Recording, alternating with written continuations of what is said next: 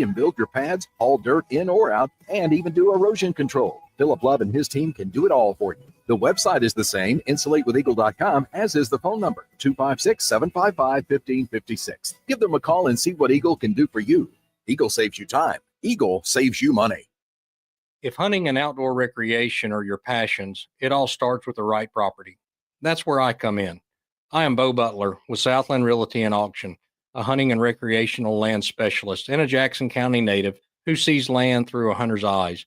Just as you trust your guide on a big game hunt, you can trust me to find the perfect property for you. Thinking of selling? Let me help you make your land attract buyers. Remember, Bo knows land. Call me at 256-609-0512. Are you tired of power outages disrupting your life? It's time for a Generac standby generator from Current Electrical. Storms may rage outside, but inside your family's powered up. So why choose Current Electrical for your generator needs? 1, we offer a wide range of models to suit every budgeted energy requirement. 2, our project managers handle every step of the process: power, gas, permitting, and inspections. 3, our certified technicians install your generator with precision, ensuring peace of mind. Don't wait for the next blackout. Call 256-880-1880 or visit us online at jetsuperstore.com. Hey, do you have heating and air issues as the springtime starts to roll around? Hey, there's just one name you need to know: Talent Heating and Air. #1 heating and air business right here in the Tennessee Valley. Yeah, we're locally based. If you call, you're going to get somebody based in Huntsville. Mentioned in spring earlier, we can actually do indoor air quality products, so we can help alleviate those allergy problems you're having in your house. All right, Thomas from Talent Heating and Air, give them the number that when they call, somebody live and local will pick up. That's 256-503-4490. And you can always head to the World Wide Web and find Talent Heating and Air, and you guys will still respond. That's talenthvac.com. If you don't want to talk to a person right away, you can fill out a form on there and get scheduled for a visit. That's Talent Heating and Air. They're live, they're local. It's Talent Heating and Air. AL certain number 21014. Wheelchairs for Warriors serves those who served us. We provide custom-fit wheelchairs for veterans and first responders injured in the line of duty. When they are denied the services they deserve, we stand in the gap. To join the mission and support America's heroes, you can visit our website at wheelchairsforwarriors.org. We are a 501c3 organization and part of the combined federal campaign. Visit wheelchairsforwarriors.org.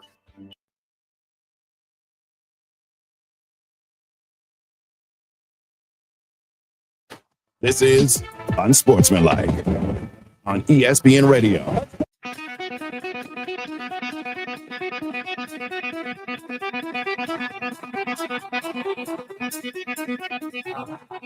Welcome to Talkin' Ball with Scott Tyson and Drew DeArmond. Call into the Neighbors Wealth Management Hotline now, 256-576-4977. That's 256-576-4977. Now, here's Scott and Drew.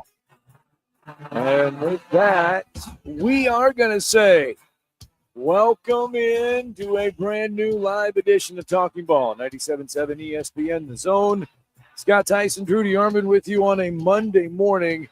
And if it's a Monday morning, that means we must be live from Bill Penney Toyota, sitting out here in the service department. That's exactly where we're at.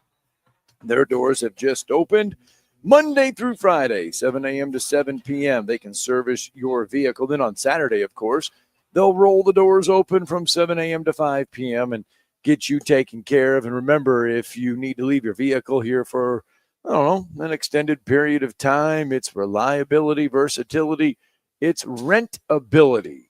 You can rent a vehicle here at Bill Penney Toyota. If you need it for a couple hours, you can do that. If you need it for 4 hours, you can do that. If you need it for longer, they'll just take what you paid for the 2, the 4, and you can have it all day. It's Bill Penney Toyota Service Department. Come on out here. And then you might as well just kind of jaunt on over to the showroom, test drive a Toyota, put your name in the little bucket, and you can register to win $5,000. It's all here at Bill Penney Toyota. Of course, this hour of the show, as always, brought to you by our good friends over at Talent Heating and Air. Give them a call, 256-503-4490. Let their talent do the work for you. They've got all kinds of things. They offer solutions to fit your needs.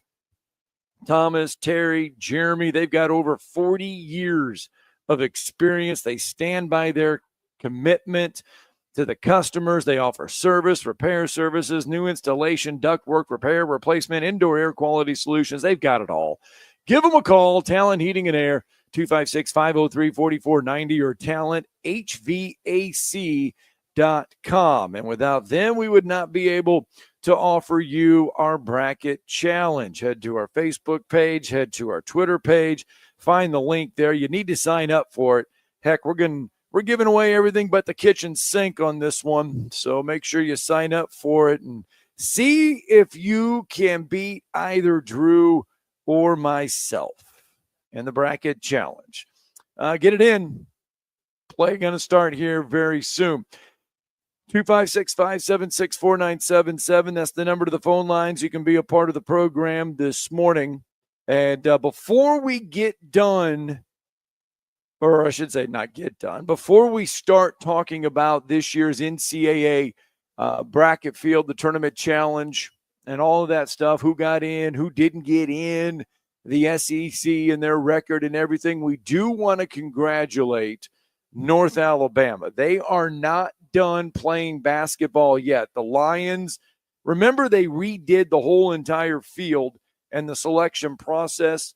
And so before we start breaking down the NCAA tournament teams, we do want to say congratulations to Tony Poole and company, as they are NIT bound, and they will play March 19th in Peoria, Illinois, 7 o'clock tip-off there.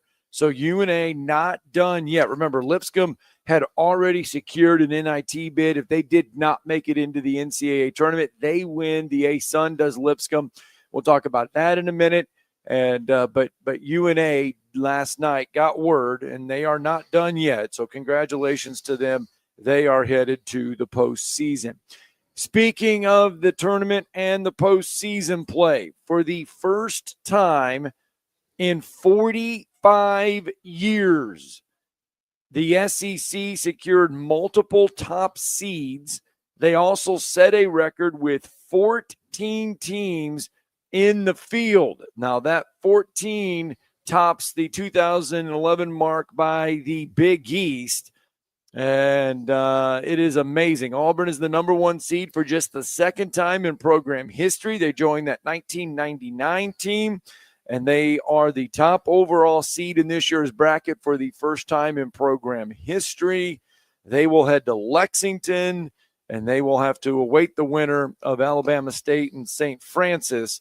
But the SEC, for those that think that they did not deserve the 14 bids, they went 59-19 against the ACC, the Big Ten, the Big 12, and the Big East. Yeah, they did. They were the most dominant league in the country in the regular season. There's no question. I was a little surprised that Texas got in, but once the North Carolina overrated got in after they beat one team with a decent record the entire season, which is as far as 11. Well, no, it was ended up 1-12 because they played Duke again. Duke didn't have two players, including Cooper Flagg, and yet they still couldn't beat them. They were down 24 points in the early in the second half. Now, to their credit, they rallied and got within one, and then committed a lane violation of all things that cost them a chance to tie the game. Yes. And then Duke won the game 74-71.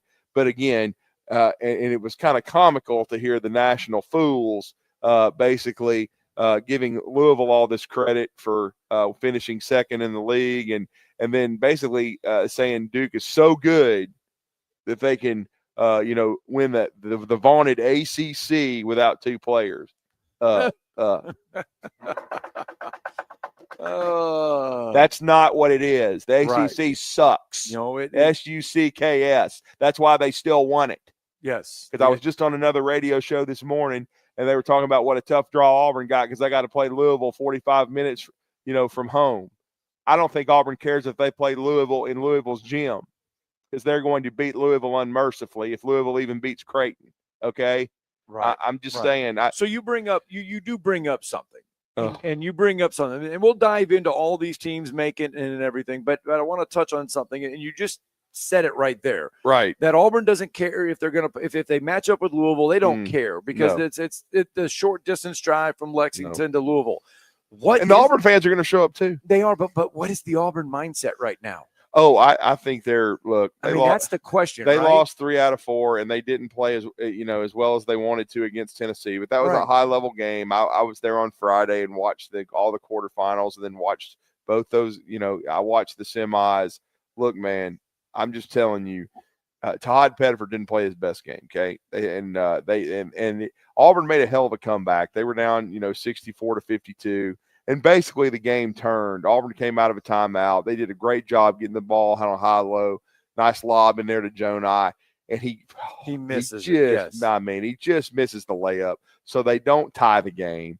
And so I think if they could have tied Tennessee, they might have been able to get over the hump. They couldn't quite do that. Tennessee eased away. And I thought it was a credit to Tennessee as well, the toughness that they showed. But I'll just say this. I think Auburn, I agree with Bruce Pearl. I was listening to him last night. Their schedule should prepare them for this. That's why they're not. And I'll be honest with you. You look at both Alabama and Auburn. I think they both played better on the road. So I don't really care about all this stuff about, you're playing Louisville. Some people think Louisville deserved a higher seed. Personally, I maybe a 7, but I still didn't think they deserved a super high seed because the ACC is just not very good. Right. And so, and Pat Kelsey's done a heck of a job with them. But I'm just not buying it. I think Auburn, the whole thing with Auburn, and this was an exhausting grind of a season because of how good the SEC was, but Auburn won the regular season and deserved it. I think they're just looking forward to this, getting away from the SEC. And like Bruce Pearl said yesterday, and I completely agree, now it's just it's 0-0. It starts over. You get away from your conference. You don't play teams that have just absolutely scouted the hell out of. These teams are going to prepare for you, but preparing and seeing is a different thing. So I just think overall, they've just been waiting on this opportunity. They remember what happened against Yale, and I think they're going to be ready to roll. And I definitely think they're getting out of that pod. I mean, certainly, there's going to be some challenges down the road. I mean, St. John's is a really good basketball team too. But I just think overall, I didn't think that the draw for Auburn was bad. I think it's, and everybody's draw is tough somewhat. There's nobody's draw that's just a layup. But when I look at it and I'm looking down here, like Michigan, I watched Michigan win the Big Ten tournament. They're the 5 in that regional. Right. I mean, Dusty May's a hell of a coach. I understand that. But By the way, that Auburn game against Alabama State or St. Francis will be Thursday at 1:50. And you'll be able to watch it on CBS. And hide the women and children because it's going to be a massacre. I hope it's Alabama State for the state of Alabama. I think that'd be great. Right. And Tony Madlock, huge respect. He beat Mo Williams in Jackson State in the SWAC championship game. And so, the state of Alabama, they got Alabama State. Mo Williams. Remember, Mo was at Alabama State. Yeah, that's right. Mo was the head coach at Alabama State. And he's from Jackson, so he went home to Jackson, Mississippi. So great win for Alabama State. That's awesome for them. Alabama, Auburn, Alabama State get in. And then you had 4 teams in the NIT, which shows the strength of mid-major basketball, in the state of Alabama. So, I mean, it's been a great basketball year. And Troy. In the NCAA tournament. Let me not forget Troy, who beat Arkansas State and sent them to the NIT. You got Troy in the NCAAs as well. So you got 4 teams from the state in the NCAA tournament, and then you got 4 in the NIT. So it's been an outstanding year. You already mentioned Tony Pujol, but you also have UAB, Samford, and Jacksonville State. Jacksonville State was in our city. Now, that was an insanity. I did not go to that final game where it gets delayed because of the leak in the roof. That was crazy. But shout out to Mark Russell, Joel Lamp, and all the whole staff there because, man, they did a great job at that event. I went for a couple of days. Was it good? It was good. Fantastic. It was good basketball. Really enjoyed it. And we had a chance to have Antoine Petway on the show while you were gone, Scott. And, of course, we know his history with the state of Alabama. And his Kennesaw State team, by the way, really acquitted themselves well. I mean, they got to the semifinals and really led for the majority of the game against Liberty, who, as you know, went on to win the Conference USA tournament, both the men and the women, and just could not hold on. Lost by 2 to a really good Liberty team. and then Liberty went on to beat Jacksonville State in the finals. But still, but a shout out to Petway, had a really good year in his second year there. R.J. Johnson has been injured this year from Grissom. Yeah. He's redshirted for Pet, but Petway had Adrian Woolley, who was the freshman of the year in the Conference USA from Tuscaloosa and Paul W. Brown High School, averaged 18, had 28 in the in that semifinal game, which felt like the championship game against Liberty. But he played outstanding, and Pet's done a really good job with that crew. And the Conference USA tournament was just a high-level tournament.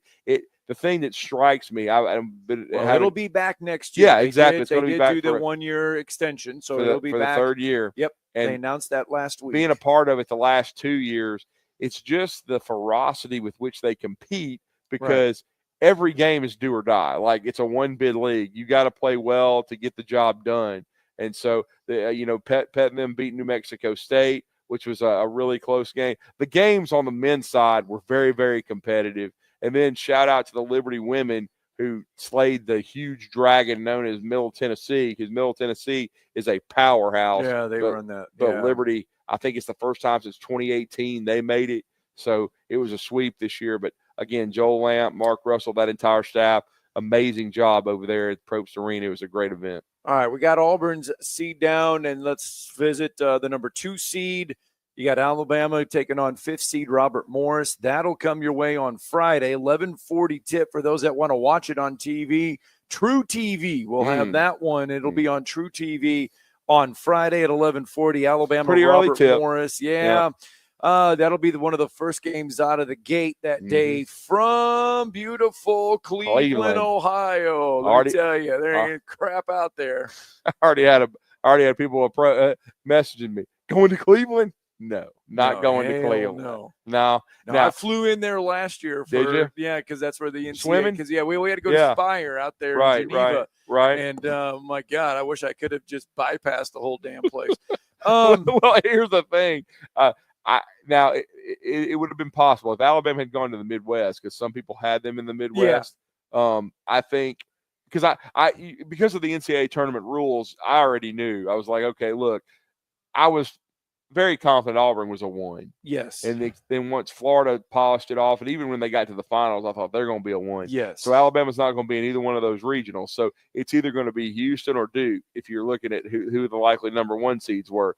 So if they had gone to the Midwest, it would have been with Houston. I think if they had gone to Rupp, if they had been in Lexington, it's possible. It's not a bad trip. But Cleveland, no, not going to Cleveland. I think Nate Oates has got some friends out there. I'm glad of that. But I'll be watching from my palatial sports bar or condo or something. Here's the thing: with 14 teams in the tournament, right? It is hard. I mean, it is hard not to have. Right. And they tried to do their best. They being the committee, trying to avoid balance a lot of SEC matchups. But inevitably, it's going to happen because you got 14 teams in there.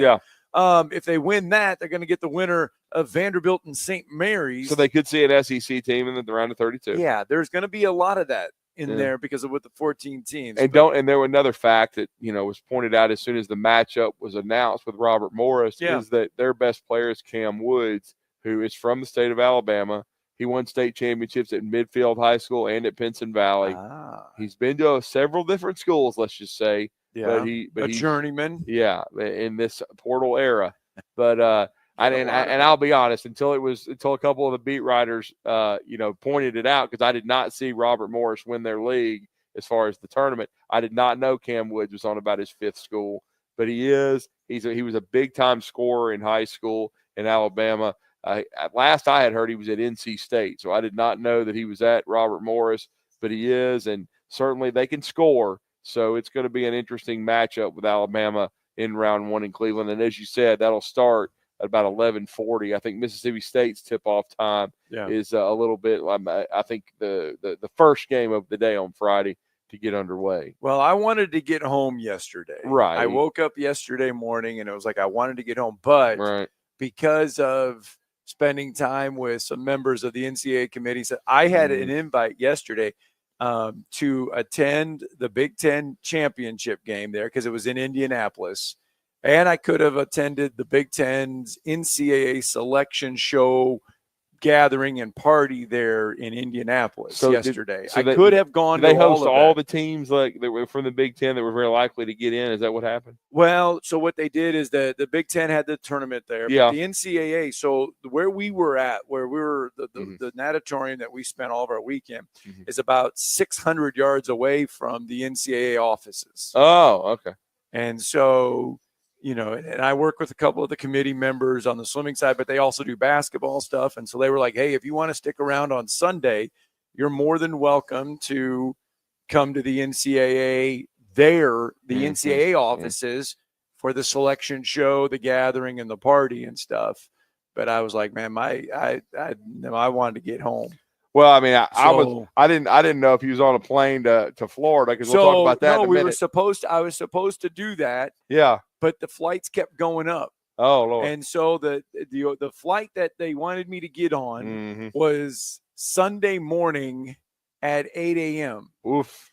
So that would have required me to leave Indianapolis Saturday night at around 10 o'clock Eastern time, drive through the night to get to Huntsville, and then turn around literally and drive back up to Nashville, because that's where the flight would have been leaving from, to get down there yesterday afternoon. Yeah. And that flight was about $80. That wouldn't have been a bad one, but it was $210 for me to fly out this morning. Oh. And so it was like, okay, we'll save the money, and we'll hope to God they beat Nova on Tuesday, and then we'll just join them back up. Well, shout out. I mean, they got two really nice wins. They did. Tampa and Florida Southern. They did a great job against two good teams. Yep. And Nova won both their games against Savannah State and Lynn, but I mean, it looked like, I mean, they won, but it wasn't the usual 25, 30-point blowouts you've been used to seeing from Nova. So it's going to be a really interesting matchup on Tuesday with UAH. Just the UAH team's won 32 in a row. Their only loss was to that Nova team in overtime, which I think it was 104, 103. And so Tommy Murr had a chance to win it. Good chance to win it. 5-foot shot at the buzzer. Just didn't fall didn't fall. So they get another shot. I know they've won 83 in a row in the Shark Tank or whatever it is, but I know they're looking forward to this. And if they can get to Evansville, because that's where they would advance to for the Elite Eight, that would be an awesome opportunity. And I'm just glad they're getting it. And I listened to a little bit of Steve's call yesterday, and it definitely sounded like Dane Harding got off to a good start. The team got off to a good start. So that was great to see. And a great weekend for UAH. And now they get a day off. And what time is tip tomorrow? I haven't double checked. I'll tell you what, I will look. Let's get our first break in. Yeah. When we come back, we'll fill you in on that. Plus, we'll get out to the phone lines as well. It's Talking Ball live from Bill Penney Toyota on a Monday.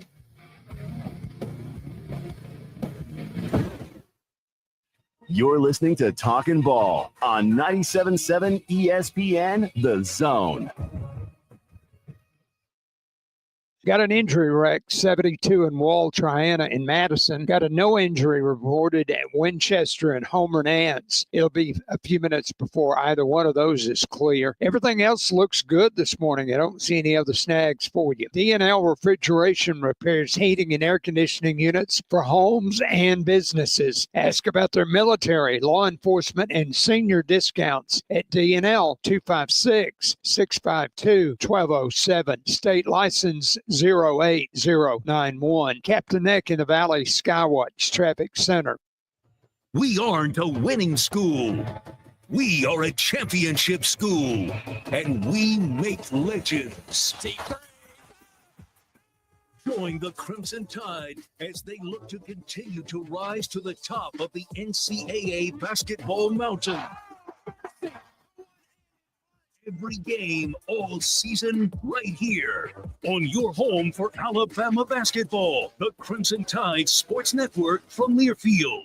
When you call most roofing companies, all you'll hear is, you need a new roof.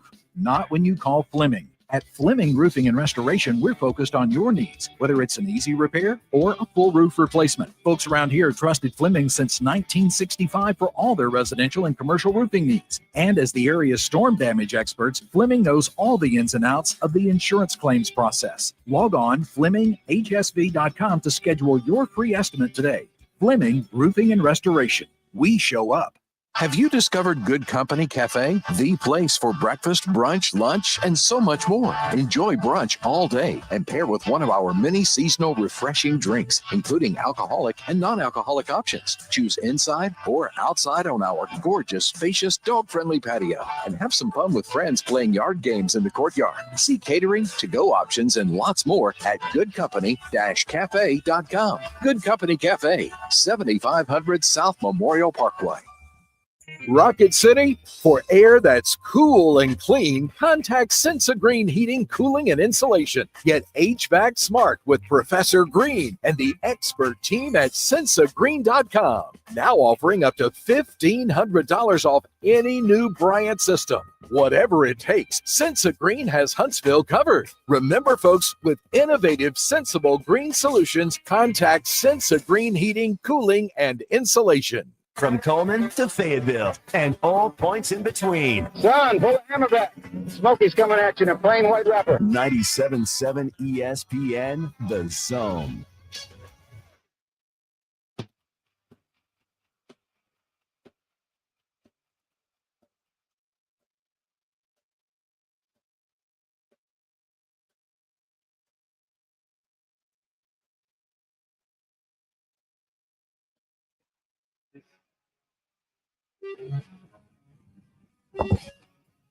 Welcome back in 7:23 on a Monday morning. Talking ball, Scott Tyson, Drew DeArmond. Welcome back into the program.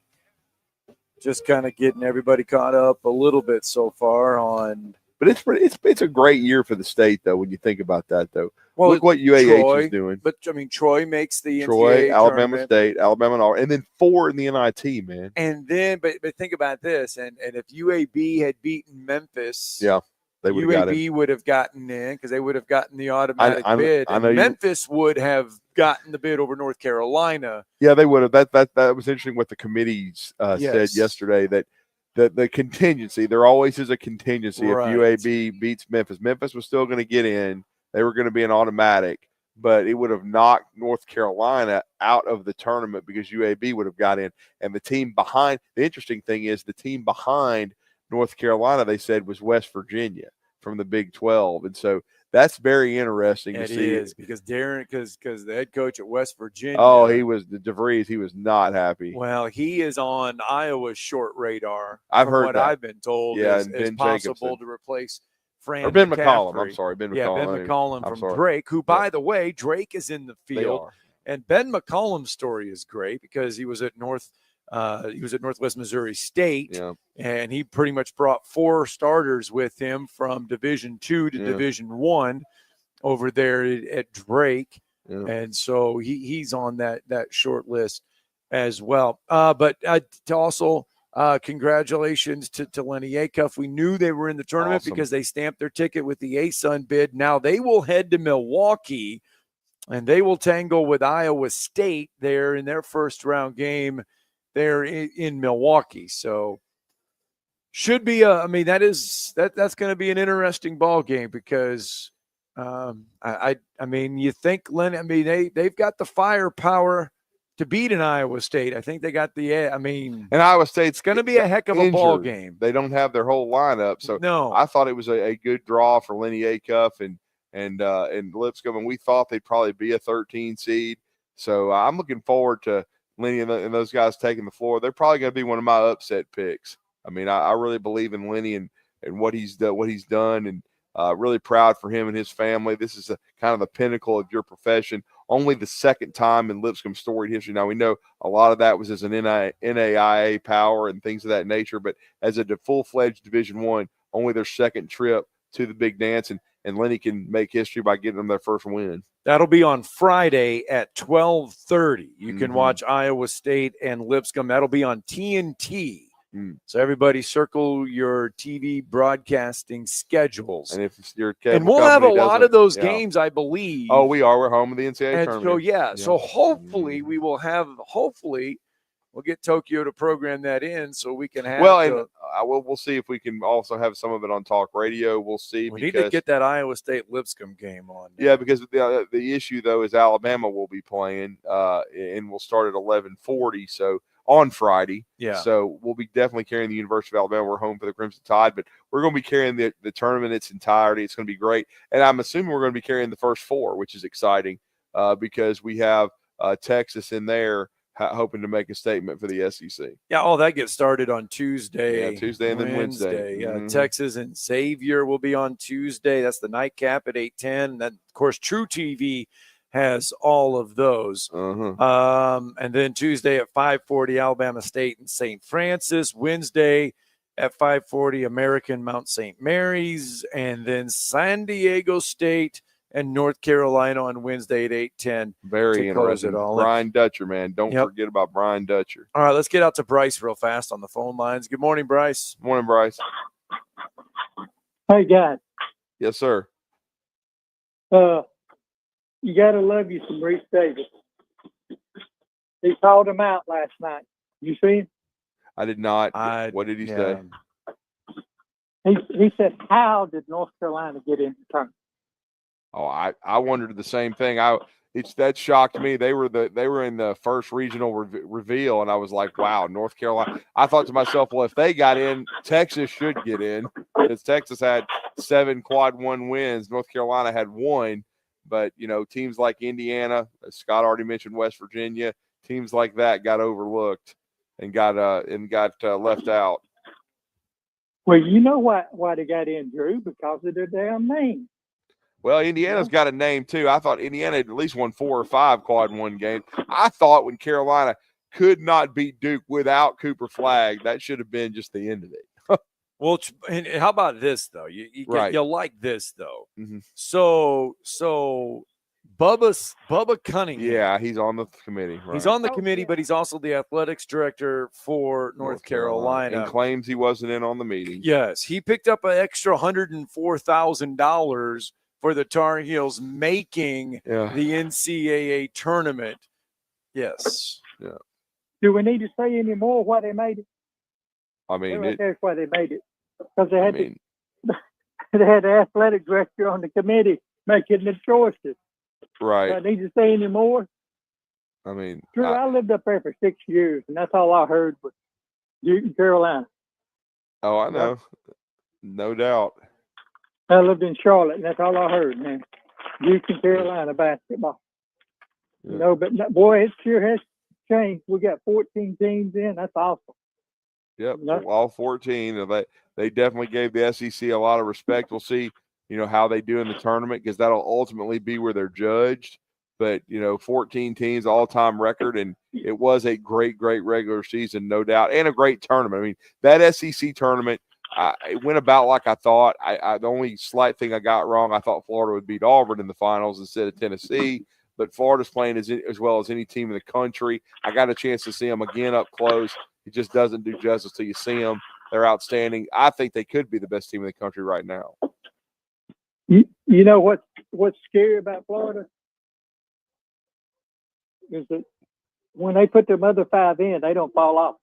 No, they have 9 guys that can all play. Absolutely. They are like UConn from last year, where they can put up. They've got 2 of everything. Yep, they can bring everybody in. That's what makes them scary. And it was all about early in the season, just getting them all on the same page, figuring out the rotation, figuring out the balance.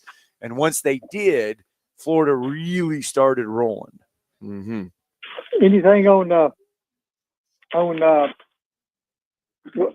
number 4? Nelson? No, Grant Nelson. No, that we'll find that out later today. He was at the watch party yesterday, and didn't have even a knee brace on. I didn't see any crutches. He didn't have crutches after the game. He was limping after the game when he went down. But I think they're gonna get a treatment plan today. They're certainly hoping he can play in the first round. But again, I think, they don't – I think they can win the game against Robert Morris without him, quite frankly, if guys step up. Now, they got to step up. I think they could even potentially get through the first weekend, but you'd still rather have him against a very well-coached team like potentially St. Mary's or even Vanderbilt. But, again, we'll see. But we'll know more after he gets evaluated today. But like I said yesterday, Jaron Stevenson, who I thought under the radar played really well in Nashville, Mo Diabate, even a Darion Reed. I know people are still saying he's limping, blah, blah, blah, whatever. But I think those three guys need to step up if Alabama can make a run and if they have to be without Grant Nelson for a little bit. Oh, and one other thing, there's two teams to watch out for, the sleeper teams. I'm thinking since Arkansas got their player back. Oh, yeah. Well, we'll see about Thero. He did not play in the SEC, but they're going to get Boogie Flan. I think that's who you're talking about. So I look for Arkansas to be a surprise, and I would say Vanderbilt, but we got to play them. I think we can take care of business with them. But Mississippi State's also another team to watch out for. They get hot.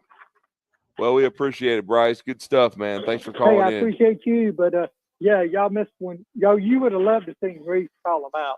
He called them out, and he said, "Why?" I agree. Yeah. I don't understand. I hope San Diego State wipes the floor with them. Thanks, Bryce.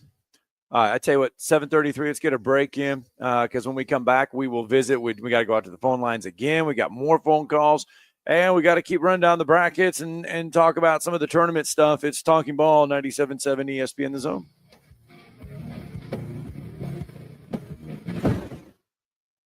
You're listening to Talkin' Ball on 97.7 ESPN The Zone. Got a wreck at 72 in Wall Triana that reported with injury. At Winchester and Homer Nance, nobody hurt there. They may be a few more minutes before they get that one clear. Everything else looks good. Just leave some room in case you have to move. If something does happen around you, make sure there's somewhere to go. Do your methods to lose weight no longer work for you? 7 different hormones can make it impossible for you to lose weight. Find out with a free quiz at 2030huntsville.com. Captain Nick in the Valley Skywatch Traffic Center. If hunting and outdoor recreation are your passions, it all starts with the right property. That's where I come in. I am Bo Butler with Southland Realty and Auction, a hunting and recreational land specialist and a Jackson County native who sees land through a hunter's eyes.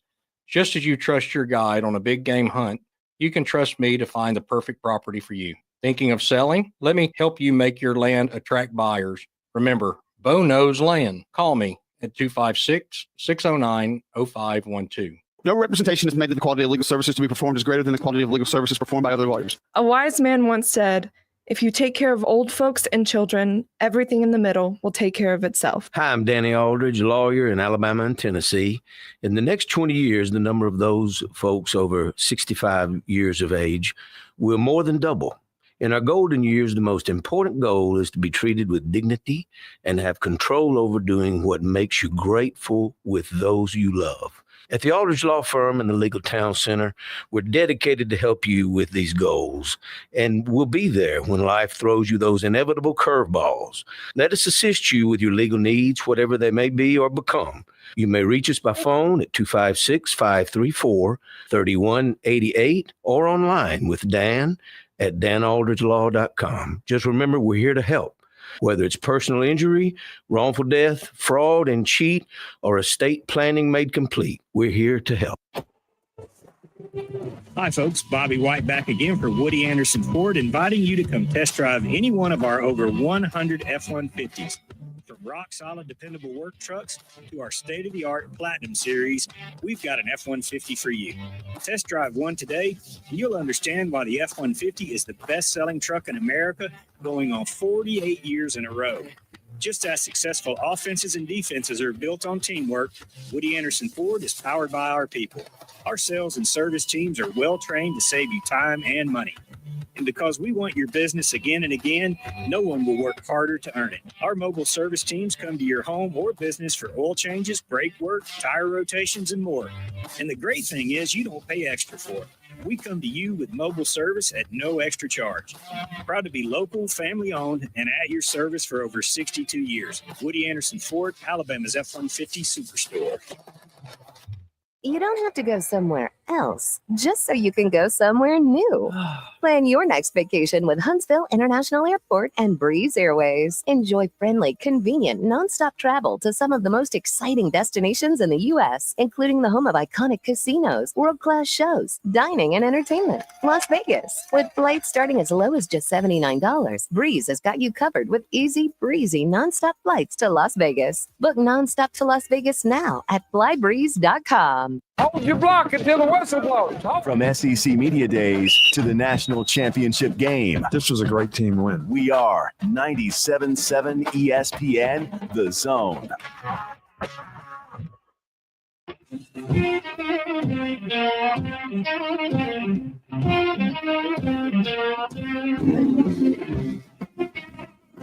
All right, welcome back. Talking Ball, 97.7 ESPN, The Zone. Scott Tyson, Drew DeArmond. Welcome back into the program. 7:37 on a Monday morning. We've been live from Bill Penney Toyota. Let's go out to the phone lines. Let's get Jeff into the borough. Good morning, Jeff. Morning, Jeff.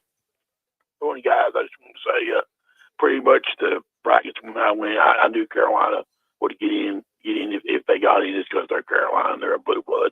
I mean, Kentucky's had teams in the past like that, and they haven't been as great, but that's why they got in. And I mean, Sean Farnham, he's the hush, and he's just hushing, and do the rest of the teams. I mean, it's ridiculous. People, if they got in, that's why they got in. It was nothing else. It was not anything that. Well, they didn't. Yeah, they didn't get in because of their quality of win. Yeah, resume or whatever. They got in because of their name.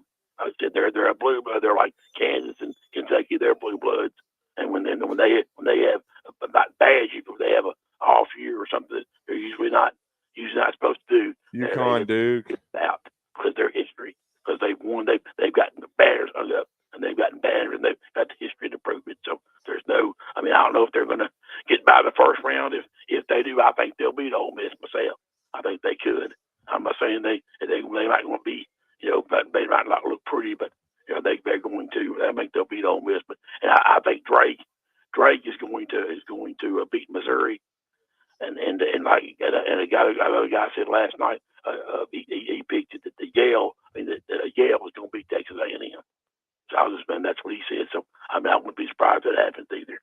So I mean, I think too. But they've got a lot of matchups because they couldn't help themselves as far as the number of teams with second round matchups if they had. Which some of them might not. And I told a friend of mine in Kentucky, I said, don't be surprised.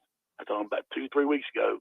I don't be surprised if they put at some point Calipari Patino over there, and they have if I don't know about chalk, but if Arkansas can beat Kansas and if Patino can win, then they'll play in the second round. They'll play against each other. I said don't be surprised that they did it, but I thought they do. So I mean, and as far as Kentucky goes, second half Alabama hit everything and threw up. And like I say, but they went too much celebrating and they lost. It had nothing to do with celebrating, Jeff. They got beat by a team that would whack Kentucky right now by 25 points. As healthy as Kentucky is. Florida's the best team in America right now, okay? That's what it had nothing to do with celebrating, you meta-muffin. It had nothing to do with that. They just did not play well against the team. It's a great basketball team. I was actually there. You were not, as usual, okay? I was watching it on Press Row, Jeff, doing a job you cannot do. Okay, you were too busy watching your Middle Tennessee teams both choke and lose and not get to the tournament. Okay, so I know. I don't care, Jeff. Kentucky, I'll just say this: Kentucky don't want none of Tennessee again because I don't think they'll beat them a third time. They're not healthy. Butler Lamont Butler is going to play, but I don't think he's healthy, and I think Tennessee will get you guys the third time. That's who I've got whacking the Wildcats. So you better hope you don't choke in the first two rounds, okay? Don't choke again, Jeff. Don't choke. So quit it with your celebrating. Shut your mouth and get off the radio. You don't know anything. You're a buffoon, and you're a buffoon on Twitter too, and I'm probably going to block you. So get off the radio, you clown. I own you. So you can yell and scream all you want. Get off the radio, you buffoon. 7:41 on a Monday morning. I'm tired of his takes. His takes suck. He doesn't know anything about the game. He's a buffoon. Gone for a week, and some things never change. Yeah, you can't fix stupid. Gutless coward. By the way, his name's Jeff Neal. If you want to check out my Twitter account, he was tweeting at me all weekend, talking junk. We're going behind the curtains, huh? Yep. He outed himself. We don't follow each other. He just couldn't help himself because he's got a big mouth, but he's a coward that would never show his face. But I mean, again, like I said, at least I know his name's Jeff Neal, the moron. Well, the question is, there's a bunch of Jeff Neals on there, so I'm just trying to figure out which one it is. The official Twitter account for Neal. Okay. That's definitely not it. All right. Let's go to Steeler Mike real fast. Good morning, Steeler Mike. What's going on, man? Hey, man, you got to back me up on that, bro, because I'm telling you, when I saw the brackets come out, I still don't even understand how they won in Knoxville. But, I mean, if Tennessee and I think Tennessee got a pretty good first couple round draw. If they can get to the Big Blue Nation, they got to send them packing. Well, I was, as the selection show after the SEC tournament, I was talking to my Alabama buddies, of course. And Drew, you know who I'm talking about, all my boys. We were all like, we want to be in the Midwest. We want to be in Houston's region. But we didn't want Kentucky. I'll be honest, I didn't want Kentucky to fall right there. But that's okay. But, it's tough to beat a team 3 times. Obviously, Florida did it to Tennessee. And yeah, I 100% agree with you, Drew. I think they're the best team in the country, hands down right now. I don't think there's any doubt in my mind that Florida right now is the best team and no doubt the hottest team. And my old high school football coach used to tell us it's not always the best team that wins, it's the hottest team that wins. And they certainly are that. And we got just under 2 weeks till the Pirates start their charge, boys. And I tell you what, it seems magical. I'll leave you with this. The last time the Pirates won the World Series, 1979, Willie Stargell, 38 years old. Yeah, man. Andrew McCutcheon this year, 38 years old. You guys have a blessed week. Keep that buffoon off the radio because that's what he is.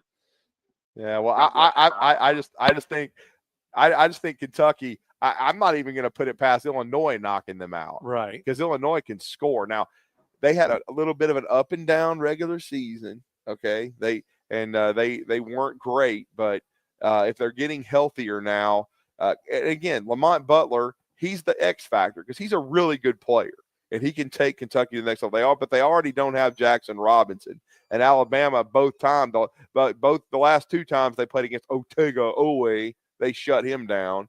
I know he got a busted lip or whatever. But that's because Alabama was being physical. But Jeff's take that Alabama just celebrated too much, that's about the stupidest thing I've ever heard. And it's taken away from Florida, who would wipe the floor with Kentucky right now. They don't want none of that. Okay, Florida has. It'd be like the varsity playing the JV right now. Yeah. So I mean, I'm just saying, like, again, he's discrediting Florida.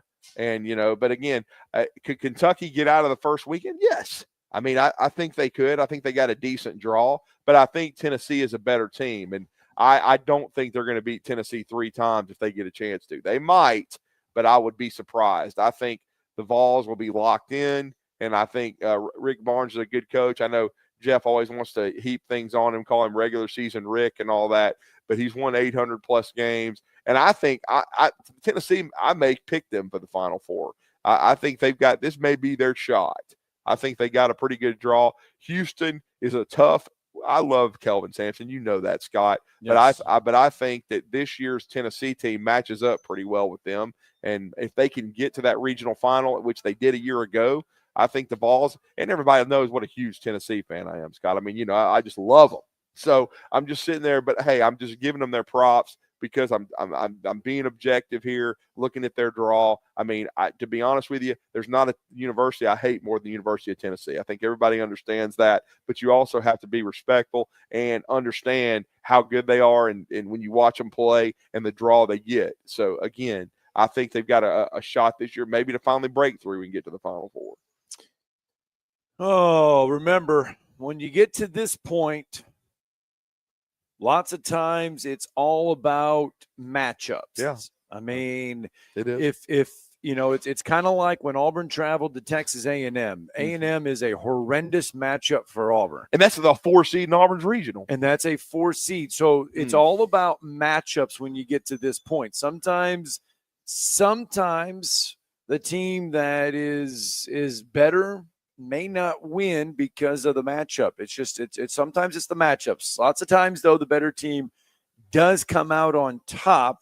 And your number 1 seeds, your 2 seeds, they somehow find a way to get there. All right, 7:45. Let's get a break in. I got to wrap up hour number 1 coming up next. Talking Ball 97.7 ESPN The Zone.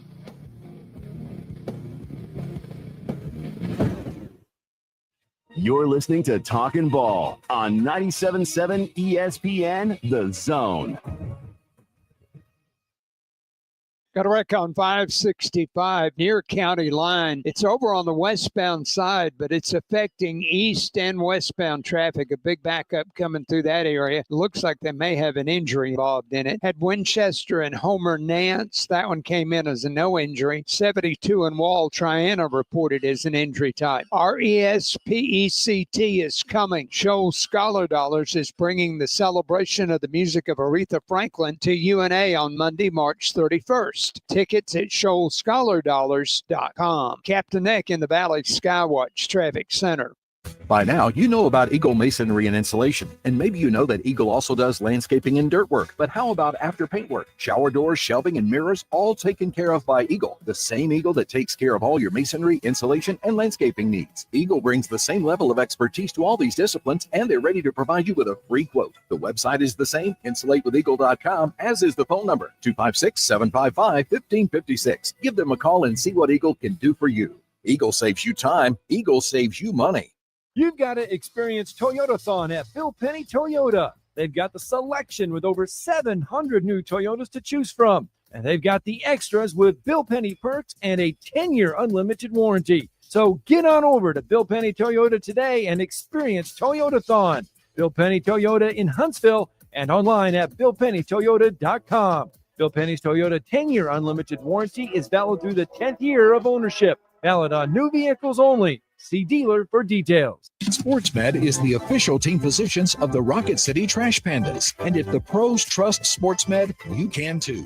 SportsMed provides every service you might need for complete orthopedic care, specializing in orthopedic surgery, sports medicine, joint replacement, spine surgery, neurosurgery, and podiatry. And they offer their own brace shop, in-house full-body MRI, physical therapy, walk-in clinic, and so much more. Their locations and on the web at sportsmedalabama.com. Listen to UAH Charger basketball all season long. So when we came out of the timeout, Coach Hedge had initially called a man play, and they ended up faking a zone. So the whole bench was yelling zone, zone, zone. So we tried to switch the play last second. We ended up getting confused. So Tommy swung it to me, and I initially was like, all right, I'm going to try and get to the rim right here. We're only down 2. We don't need a 3. And he flipped his hips real hard, and I tossed it back, and as soon as I let it go, I knew it was in. Campbell to plug it in. 81-79 Union. Inbounds it goes. Dribbling it out, and Tommy Murs swings it over to Campbell. Campbell on the wing for the lead. Campbell, it's a 3 into the front court for the win. No good, no good, no good. Blake Campbell with some onions in Jackson, Tennessee. 97.7 ESPN The Zone. Hello, listeners. My name is Jonathan Dunwoody, and I'm Minuteman Press. We are a full-service print shop that is locally owned and operated. I have personally been handling direct mail for over 17 years and have a great relationship with the USPS. We are the only print shop in the area that is listed as a print provider on their website and the only printing franchise that can use their logo as our partner on marketing materials. We can help from conception to design, print, and delivery to the post office. And with our easy, secure online payment option, you don't even need to leave your office. Minuteman Press, we're not just putting ink on paper, we're building relationships. This segment of Talkin' Ball is brought to you by University Kia, the #1 volume Kia dealer in the state of Alabama. Located online at universitykia.com.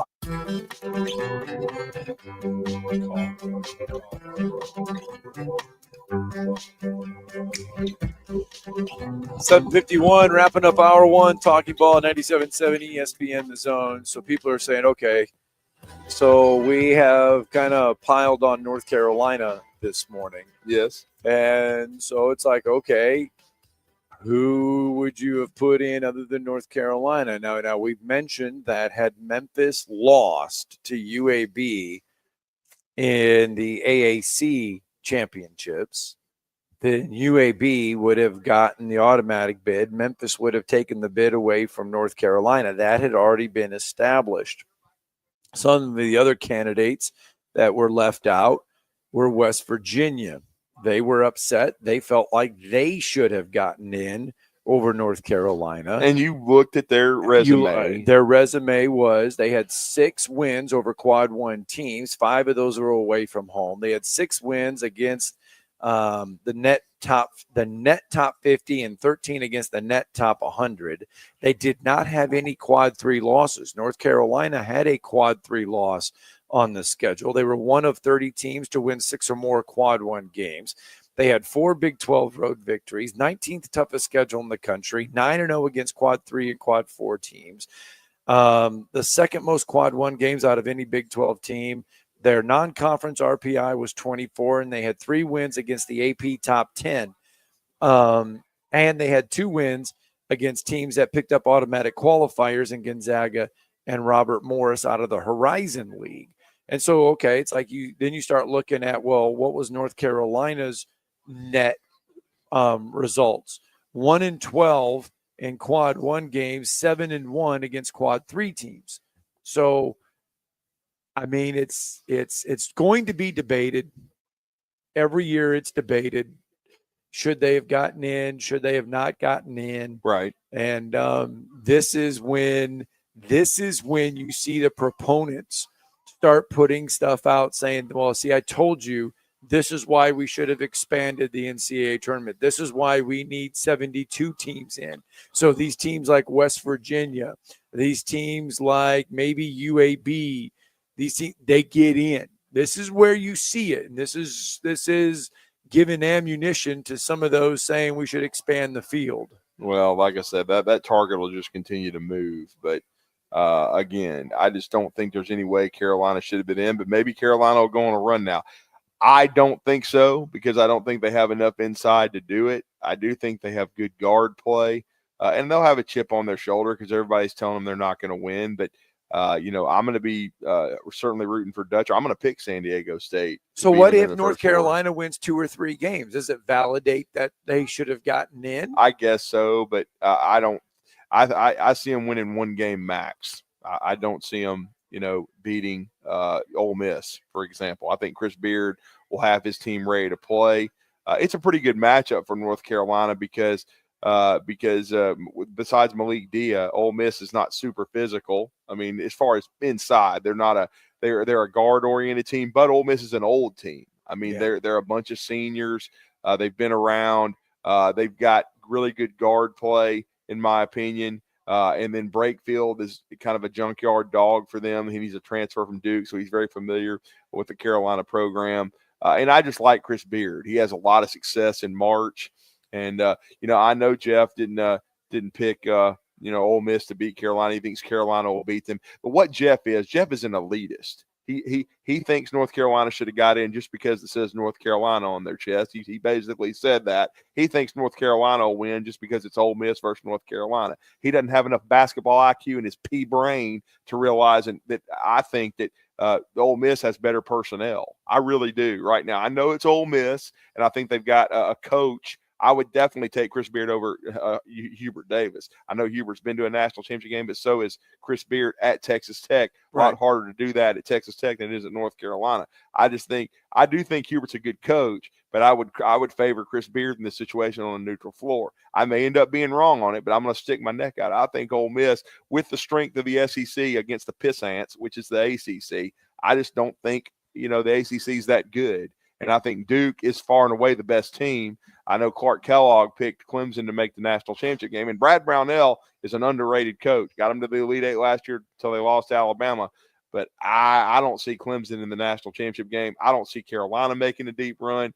And I think Auburn is going to take Louisville and all their fans. If they beat Creighton to get to Auburn, I think Auburn is going to say, sayonara, people. And I think Auburn, hey, their fan base is going to travel, man. At least close to half of that arena is going to be Auburn fans in Lexington, in my opinion. Now, we'll ask Brian Matthews that in just a second. But I think Auburn's going to travel. I think Auburn's on a mission to make a deep run in this thing, and I think they're going to whack Louisville. And I think Duke will be the lone wolf by the second weekend of this deal. I'm not even sure anybody else. Clemson may get there. Right. But they would be the only other one, in my opinion, that will be there on the second weekend. Well, no doubt for sure, the SEC has a huge target on their back. 14 teams in the tournament. 14 teams in the tournament. Some of those are going to go away because obviously you're going to have SEC on SEC matchups, presumably in the round of 32.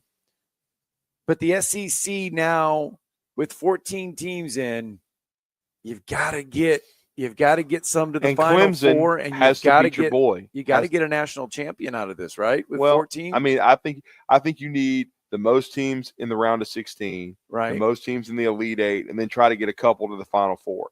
Then after that, there's no guarantees. Now, I think if you win the national championship, though, it does send a huge statement.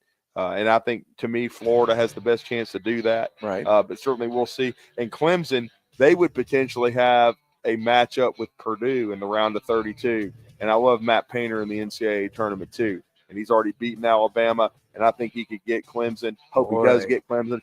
I hope they send them all home. Boy, I tell you what, there's a team in Purdue. I mean, last year with Zach Edey, they were the talk of the tournament. You know, they were the talk. Well, Connecticut and Purdue were the two best teams. Yeah, but now it's like Purdue's kind of just there. You know, they're sneaky. Don't know what to think about Purdue. I mean, who knows? Maybe Western Union will beat Clemson. They're playing McNeese State. There you go. What about Western Union and Will Wade? Sneaky right there. We've done 60 minutes of work. We'll do 60 more when we return.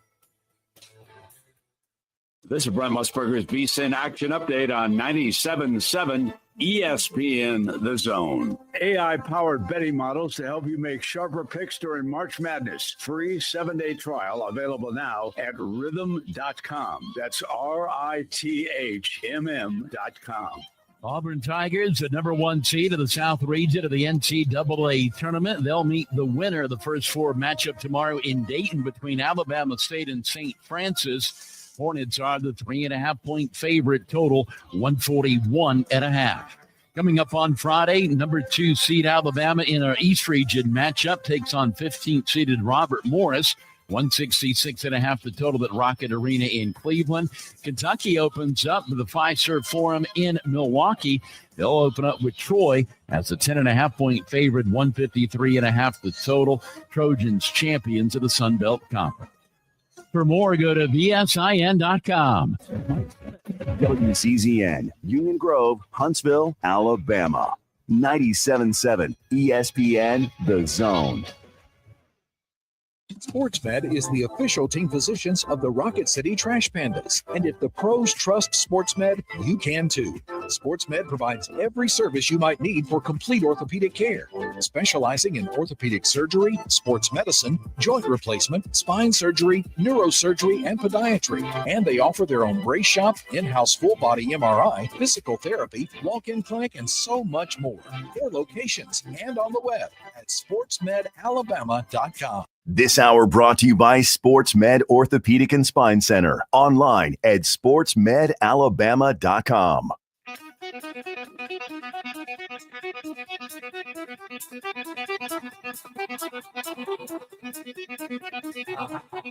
Welcome to Talkin' Ball with Scott Tyson and Drew DeArmond. Call into the Neighbors Wealth Management Hotline now, 256-576-4977. That's 256-576-4977. Now, here's Scott and Drew. It is hour 2 of Talking Ball, 97.7 ESPN The Zone. Scott Tyson, Drew DeArmond. Welcome back into the program. Of course, our good friends over at SportsMed Orthopedic Surgery and Spine Center. I didn't do this as good as you did, but helping I tried. us dedicated to improving lives. It's been a week. We blew through a few breaks too. Well, that's okay. I appreciate everybody though that sat in last week, and you know what? It was fun. Being the voice of the Division II Swimming National Championships is fun. It's an honor because there's only two of us in the country. There's the guy that does the Division I men's and women's, and then there's me, and I do the Division II side of things. So it's a fantastic opportunity. I love it. Next year we are in Evansville, Indiana. Oh. But then we're back in Indianapolis for 2 more years after that. So it's always fun to get to do that. By the way, did you go to our spot? The Slippery Noodle? No. The cafe. The cafe, no, I did not, because it's biscuits? like 20 minutes, like 20, 25 minutes Is it? outside of downtown Indianapolis. And Where they wear so- shorts and it's 9 degrees. Yeah, well, that's in Noblesville. I did not get a chance to go up there either. Yeah. No, but I did bounce over to the Indoor Track and Field National Championships, bounced over. And by the way, I went over to the Indoor Track and Field and ran into Robin Gaines, the former Bob Jones track coach, There you who go. is also a member of the Huntsville-Madison County Athletic Hall of Fame Board. He was a judge on the weight throw over there, up there in Indianapolis. So I got to visit with him for a few minutes, and then went over to the wrestling championships. And the guys that do the wrestling, same guys that do the wrestling up there are the same people that handle the wrestling state tournament here in Huntsville. So I got a chance to connect with them up there as well. So it's always a good time.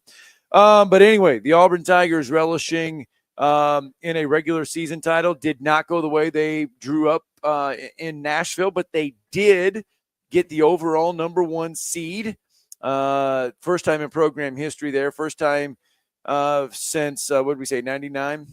Well, yeah, I mean, they got the number 1, that they earned a number 1 seed. First time in program history. No, and they did it, with Jabari Smith, Walker Kessler, and those guys. They've been a 1, and they were a 1 in 99.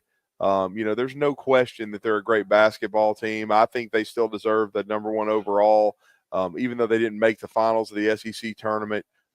Certainly, I think you could make a case for Florida to be the number 1 overall, but I think Auburn just won. They had the best resume. They won more quad 1 games than anybody. They should be rewarded for that. They won the SEC regular season. They should be rewarded for that. And so I think they got a solid draw. Certainly, if they get to the round of 16, it'll be in Atlanta, which should be that will definitely be Auburn territory. But I think they're gonna really turn out in Lexington, and we're going to talk about that and more with our next guest. Since 2001, covering the Auburn Tigers, he's with auburnsports.com. And we'll even talk a little baseball, because there was a dramatic series win over Vanderbilt to start SEC play for the Tigers. And, of course, that's Brian Matthews. Brian, good morning. How are you? Good morning, guys. Y'all look so relaxed and laid back, man. It's great to see y'all this morning. Well, Man, you didn't see the first hour with Jeff from the Borough. We love coming here because these chairs that we get to fit in, I mean – by the way, I 2 hours to do a show, it's just so comfortable. Scott's and these things clean up real fast. I spilled the whole drink on the back of one of them, and they clean up really fast. So if you guys want a chair that you can have in your man cave that'll clean up real fast, these work. I mean, and it sounds like it may be something that's important for Drew to have a chair that cleans up real fast. Exactly. There you go. There you go. Perfect. Because, I thought I spilled it all over my ass, but luckily it didn't get much of that. I mean, I all of a sudden, I couldn't believe it. Slipped out of my hand. It was a canned drink. I was like, what? Scott's looking at me. And I'm like, we can't take him anywhere, Brian. Yeah. We tried to send him to Nashville, but that didn't work. I did work. I was there.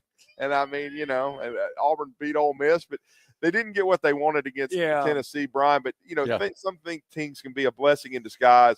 I thought the main reason they didn't pull it out against Tennessee was I already went over it. I thought that comeback was tremendous, but the miss by Jonai inside that I thought if they were about to tie the game, I think that could have put them over the top. But I think ultimately, though, I thought it was one of Tahad Pettiford's worst games. He just did not play well, not like I'm used to seeing, and he didn't make the plays he usually makes. And I thought that was a big reason Auburn didn't pull the game out against a really good Tennessee team.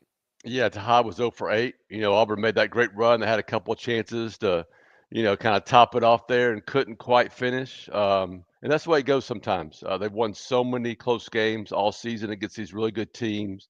And then lately they just hadn't been able to finish or it's been one thing or the other. Against Tennessee, it was the bench that really struggled.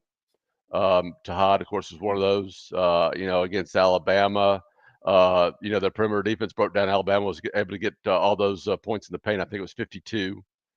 And who was the other loss to down the stretch here? Texas A&M, of course, just Texas dominated on A&M. the boards. Yeah. So, Yeah. Auburn did not finish well, but I think we've been around a while when we know that this committee almost always puts a lot of emphasis on what a team accomplished their entire season. And if you just look at that, Auburn certainly deserved the number 1 overall seed, even though they're not playing as well as they have been going into the tournament. So that's the question I asked, and I asked Drew this earlier. You come in and, sometimes you look, the last time Auburn made a great run, they came off the heels of an impressive SEC tournament. They parlayed that into a fantastic run. Now this year, they had a great early season run, mid-season run. Last couple weeks, not there.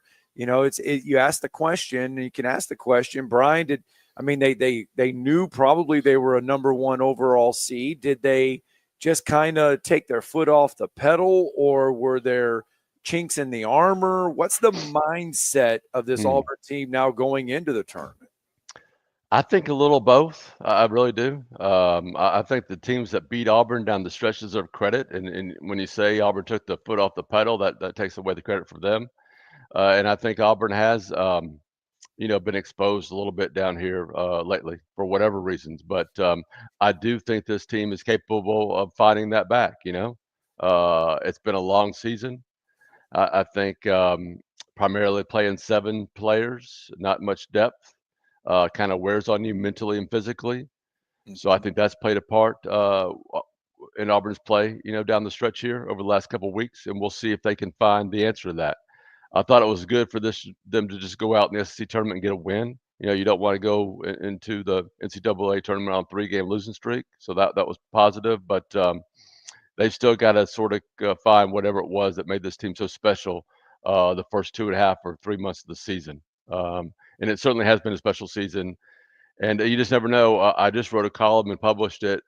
And I talked about Alabama last year. I think it was lost 3 out of 5, if I'm not mistaken. Yeah, that's right. That's right. And got blown out in the SEC tournament and then took it all the way to the Final Four. And were just, one of the most impressive teams last year on that run. Then NC State, they lost their final 4 or 5 games of the season and had to win the ACC tournament, and then they made it all the way to the Final Four. So you just never know when it's going to click back for a team like Auburn. But Auburn certainly has that potential, to put it back together and make a big run. So we'll just have to see if they can do it.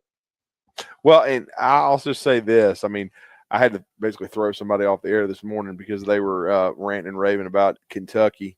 And I think Kentucky got a decent draw, but it was more about, there's been people talking already about Louisville and being in their backyard 45 minutes away. First of all, they got to beat Creighton. Okay. Right. I think that's a tough matchup in the first round, but, and I was going to ask you this. I think the Auburn fans are going to take over Lexington. I think this draw where you go to Lexington to play in the first 2 rounds and then potentially in Atlanta, I think certainly Louisville and Pat Kelsey have done a great job, but I'm not a proponent this year of the ACC. I think Auburn's schedule is going to prepare them for this. I think getting away from the SEC is going to be beneficial. And I'm just going to go ahead and say it. Auburn's going to win the first round game because I think in a lot of ways this team has been waiting for this since last year against Yale. And I think they're going to I've been personally, and you can answer this question better than me, I guess. I've watched Auburn quite a bit. I think Auburn has played their best games away from Neville Arena, even though Neville's an amazing environment. But I watched Auburn dismantle Alabama on the road. We watched them really just play. They beat a really good Ole Miss team. They controlled them. I think they're going to dominate in these first 2 rounds. I don't think Louisville, if they get there, has got a great shot against Auburn. I believe there's some Auburn fans listening to this stand up cheering right now, Drew. But I think you make a great point. Auburn, when they go on the road, especially to tough places to play, they play with a chip on their shoulder. even that Duke loss, they went out there and took it to them early, and Duke really did a great job fighting back, and that was, that's been a minute. But yeah, I do think Auburn will travel. They've done a great job all season of showing up at opposing arenas. A little bit different here, right? Because it's the NCAA tournament and those prices go up and everything. But yeah, I think there'll be a good Auburn crowd there, and they'll have plenty of support. And if I was a betting man, which I am not, I'd certainly like Auburn's chances to get out of that first regional, even though the last couple of years, it hasn't gone well for them. But I think that's something that they will put, as a chip on their shoulder, which this team really responds to.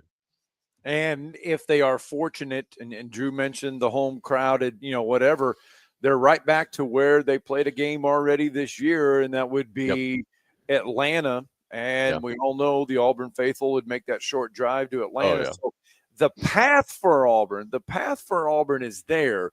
It's some of these matchups, though, if they were fortunate enough to get to Atlanta, that could be a little tricky for Auburn. Oh yeah. I mean, you're talking about Iowa State potentially. Well, no, that would be Iowa State or Michigan State. Obviously, really good. Texas A&M, the 4 is going to be, if that's who they go up against, that's going to be an absolute war next week in Atlanta.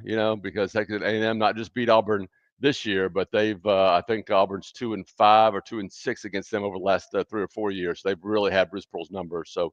It can be really tough. Yale's in there again. They play Texas A&M. I think Thursday or Friday. So that'll be a great game too. But that it is a tough region for Auburn. But Auburn's played the toughest schedule in the country, so they'll be prepared for it. Well, it's a tough. If a potential Iowa State rematch would loom again, and that was a war in Hawaii. I mean, that was a downright battle. If Michigan could either beat Yale or Texas A&M, Trey Donaldson, former Auburn guard, is the point guard for Michigan. That would be a fascinating matchup as well. But I'm going to be honest with you. Bruce is never going to admit this. The players aren't either. But there's already people calling for Yale want to upset Texas A&M. I don't think I'm going to pick that, but they've picked it. Yeah. And then if they could win that game against a potential Michigan, Auburn would love a rematch in Atlanta with Yale. I'm sorry they would. I just think they would be out for blood, man. I think secretly they hope that works out. I don't think that works out that way, but I still think it would be really beneficial. But I still like Auburn's draw. I mean, I was on another station this morning. They thought Auburn's draw was really tough, especially with the Louisville situation. But I think this is what Auburn's been kind of waiting in the weeds for. They're going to recharge themselves. They get this break from the SEC. And then, Brian, I really like their draw. I think they're going to go to the Final Four. Well, I'm not ready to predict that, but yes, I think this team is more than capable. If they can just get that little spark back, maybe that they're missing, or whatever it is they've been missing a little bit. It's not just one thing you can point to, but if they can get that back, get back to playing the way they've been playing, and certainly getting Chaney and that bench going, they are certainly capable of taking it all the way to San Antonio. There is no doubt this team has proven so much this season, won so many big games. I think it's 16 quad one games, so many of those away from home, that they are certainly capable of doing anything in this tournament. What do they have to accomplish in this tournament? Honestly, it's not fair, but the expectations really grew with Auburn during the season, right? The way they were at number one, I think, for 7-8 straight weeks, the way this team played, now the number one overall seed. I think there will definitely be disappointment if they don't make it to the Final Four. I'm just trying to be realistic, as a guy who's covered Auburn for 25 years. So I think there's probably some concern by Auburn fans, right? Because, Auburn hasn't won a lot here lately in a lot of sports. I'm talking about championship-wise. So there's probably a little trepidation going into this. But there'll also be, throwing excitement if they can get rolling again and start showing they can start playing like they were just a few weeks ago. How healthy will Denver be, you think? I thought he looked better in the SEC tournament, but this week off, the preparation, is Auburn going to be, how healthy are they? Yeah, and I thought Janai has looked healthier and healthier over the last couple of weeks too. As the season gone on, he's gotten farther away from that ankle and shoulder injury. Bruce thinks this team is going to be 100% coming in. So unless there's a setback somewhere along the way during practice, they should be back in as good a shape as they've been in quite a while from the injury front. So that's a big positive because, 7 players, not a lot of depth. They've got to be healthy and sort of running on all cylinders to make this, 6-game run here. Well, and speaking of running on all cylinders, what a finish on Sunday for Butch Thompson.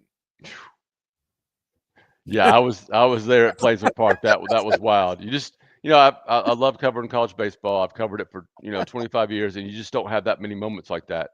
They just come they just don't come that often, and that was just a special moment at Pleasant Park. Vanderbilt was in control of that game. Their starting pitcher really shut Auburn down. Auburn was lucky, really, in my mind, to have the 3 runs. And I think he had retired the last 7 or 8 batters that he faced. So they brought in their bullpen. Auburn found a way to load the bases, a single here and there, and hit by pitch, I think. And he's down 0-2. Not feeling really great about the bat. He's just trying to put the barrel on the ball, and not anything special. And it just lined up perfectly. And Cade Ballou is a guy with a lot of just raw power. And he just creamed that ball over the right field wall. It was a no-doubter and a special moment for that kid, of course, who lost his mom on opening, the early morning of opening day, played that day, hit a home run, and now he's had another fantastic moment in honor of his mother, Stacy. Well, I tell you, that's a great yeah, moment. that's a huge great too for Auburn because, a couple of those are the games last year they were not able to find ways to win some of those short, those close ball games, and they started off slow in SEC play. It's kind of pitching issue, yeah, pitching it's kind of injuries. hopefully a good sign for Auburn baseball. And they will be in Lexington this weekend. So I'm going to come up and cover basketball and a little bit of baseball too. So it'll be kind of like a doubleheader weekend for me. That should be fun. But Auburn got off to a terrible start last year. So winning a series at home against a Vanderbilt team that swept him to open the season last year was really big for this team, record-wise and just mindset-wise. They're going to feel like they can compete with anybody going up to Kentucky this weekend. Well, I can tell you this. I finished off another jar of Uncle Keith's red sauce this weekend, so we continue to appreciate that. It was really good watching some hoop and having some Uncle Keith's, and hopefully you'll be headed to have a good time up there in Lexington with Auburn basketball, and hopefully it will be a long black weekend for Kentucky baseball, so Jeff and the Borough will have something else to complain about.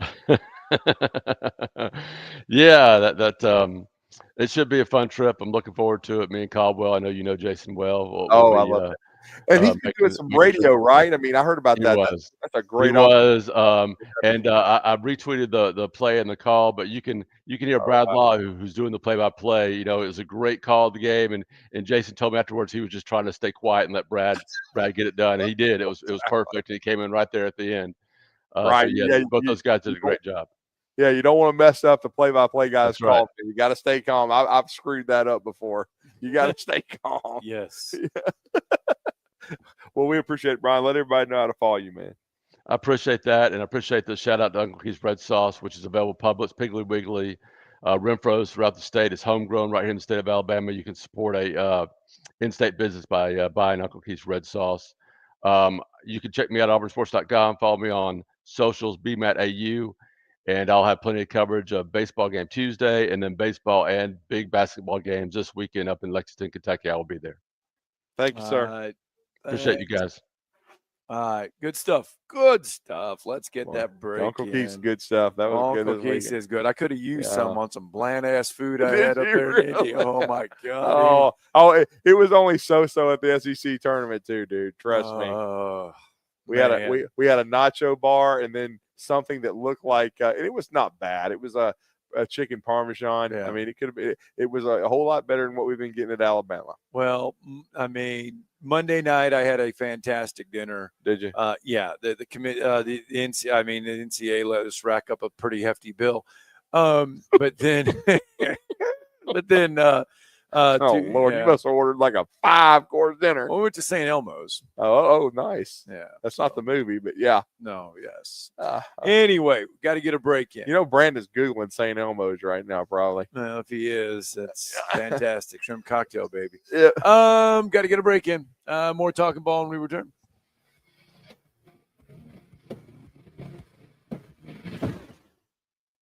You're listening to Talkin' Ball on 97.7 ESPN, The Zone.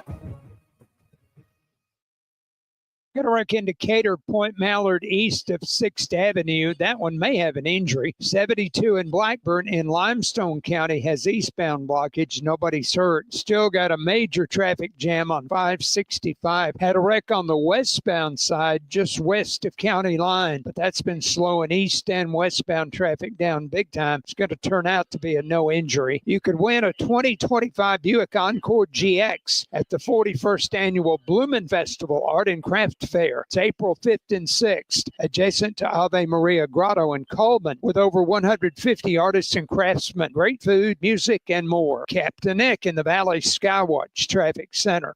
If hunting and outdoor recreation are your passions, it all starts with the right property. That's where I come in. I am Bo Butler with Southland Realty and Auction, a hunting and recreational land specialist and a Jackson County native who sees land through a hunter's eyes. Just as you trust your guide on a big game hunt, you can trust me to find the perfect property for you. Thinking of selling? Let me help you make your land attract buyers. Remember, Bo knows land. Call me at 256-609-0512. I'm here with Stan McDonald of Jacob Title. Stan, I've heard that every real estate closing at Jacob Title is a very big deal. Why is that? Wes, I'm reminded of a very impactful statement that I heard from Coach Gene Stallings years ago when he talked about big games and little games. He said he didn't like that comparison. He says, because try losing one of those little games. And if you ever do, it ends up being the biggest game all year long. Well, it's the same thing with real estate closings. Every game, every closing is a very big deal at Jacob Title, because when it's your closing and your contract on the line, it's a very big deal. And we understand that at Jacob Title. So it sounds like whether your client is a first-time residential buyer or a multi-million-dollar investor, they can expect your A game. That's exactly right. As a matter of fact, when you bring your real estate closing to us at Jacob Title, we understand it's all about trust and confidence. And when Stan McDonald tells you that a chicken dips snuff, you can look under his wing for the box. And like Beebs likes to say, there's no doubt about it. It is that time of year. Time to get your brackets ready to go. Steve Moulton here with 97.7 ESPN The Zone. And again, it's time to test out your basketball knowledge. We are your home for March Madness, but also brackets as well. Simply sign up, head over to our website, 977ESPN.com, or our social media sites at 977ESPN on Twitter, Facebook, or Instagram. But head over to our website, and a link will be there for you to join in, 977ESPN.com. Our winner will get an overnight stay at the Lodge at Gunnersville State Park, a foursome at Cherokee Ridge, and $100 worth of food. We'll also have prizes for second and third place as well. It's our Bracket Challenge 2025 style. And head over to our website, 977ESPN.com, and sign up today. Attention, attention, may I have the camp's attention? Your home of the college football playoffs. Playoffs? Is 97.7 ESPN The Zone. Playoffs? Playoffs?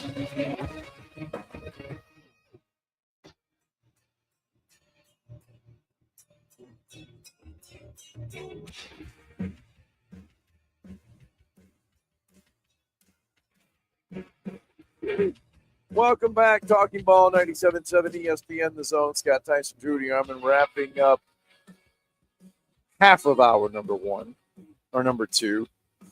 We've been kind of going over the brackets and looking and talking about who should not have gotten in, who's facing who, and all that other kind of rigmarole when you're talking some of the brackets. The rest of the SEC, don't forget Mississippi State's going to take on Baylor on Friday. That'll be an interesting 11-15 matchup. start. I haven't made my mind up on that one yet.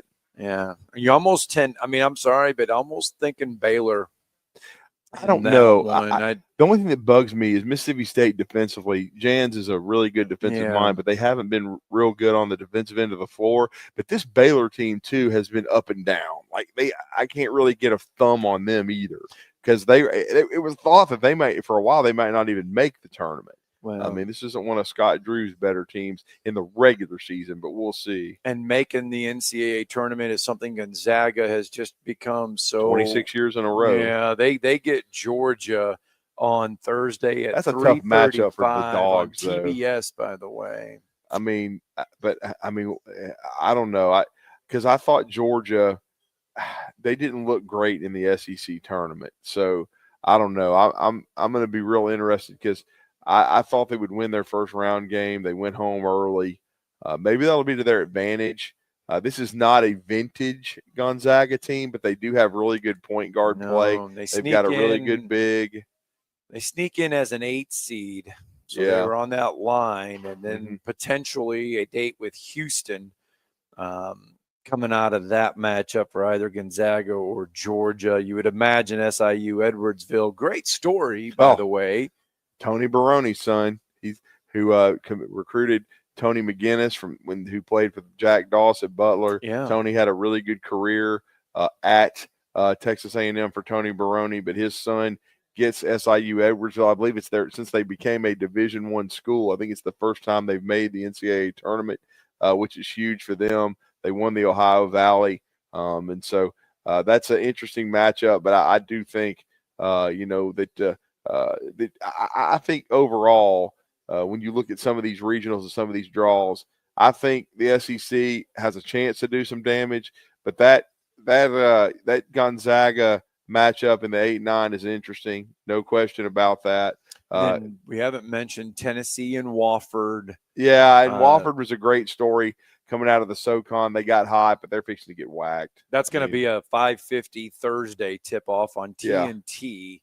Tennessee and Wofford. Yeah. We mentioned Troy, the Troy Trojans. Congratulations to them. Scott Cross, 14 seed. They're going to take on Kentucky. That'll be a 6:10 Friday game. You can go peek Troy in on that on the CBS. Man, you're not going to be able to shut me up. Troy beats Kentucky. What about Kansas and Arkansas?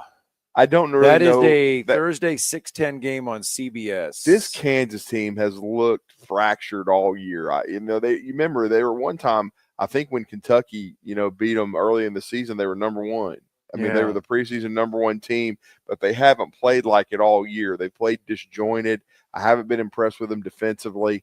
To me, if Thero can play for Arkansas, and we'll see how healthy Big Z is, I think Arkansas could get them in round one.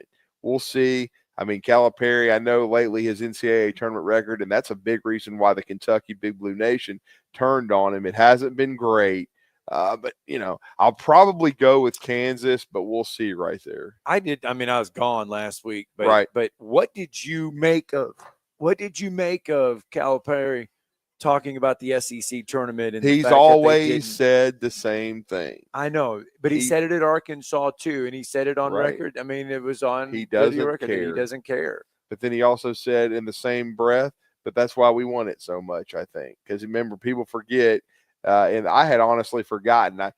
Here's the crazy part. You're thinking that they won the SEC tournament in his 1 year to win the national championship in Kentucky in 2012. They were loaded. They actually lost to Vandy that year in the finals. Then they went on and won his only national championship.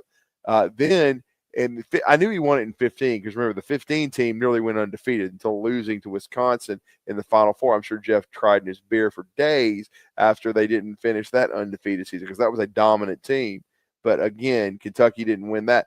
I had forgotten that they won the next 3 SEC tournaments. They dominated for 4 straight years. He won 4 in a row from 15 to 18. Now, the 18 is the last time the Big Blue Nation won the tournament. It's been a few years now. It's been about 7. But still, he went on a dominant run. But he's always kind of downplayed. He does not like conference tournaments, so we'll see. But I just think right now, Kansas is underachieved, but they have a lot of talent, okay? And so I'm probably going to take because I just think the depth right now of Arkansas is an issue. and they're not completely healthy. And I know you were out of town. I don't know if you saw any of that game. You probably didn't. You were working. But I'm just telling you, it was disappointing because everybody asked me of the teams that played on Wednesday that had to win 5 in 5 days, who could make the deepest run. I thought Arkansas could. They won their first game over South Carolina, blew a big lead, but held on and won. And then I thought they really had the game wrapped up against Ole Miss, and they let it get away from them. And they were up 3 late, gave up an and one, made some mental mistakes, and then and then the transfer from Virginia Tech, Sean McDougal, whatever the hell his name is, the guard for Ole Miss, he makes a big 3 to beat them by 3. So again, I mean, it's just one of those things where I thought Arkansas let that get away from them. So I guess the thing is, I just don't know if I trust Arkansas. That's the biggest thing. All right, let's get a question in from Jim real fast. Good morning, Jim. Morning, Jim. Yeah. Hey, good morning. I've got a question on Nova Southeastern. Yes, sir. Yes, sir. I remember watching the game 2 years ago, the national championship, and was so impressed with this short guard they had. I think Dallas Graziani. Dallas Graziani, yes, sir. And then I noticed last year I was watching a Stanford game, and he was playing for them. Yep. And now he's apparently back at Nova Southeastern. Yes. Do you know that story?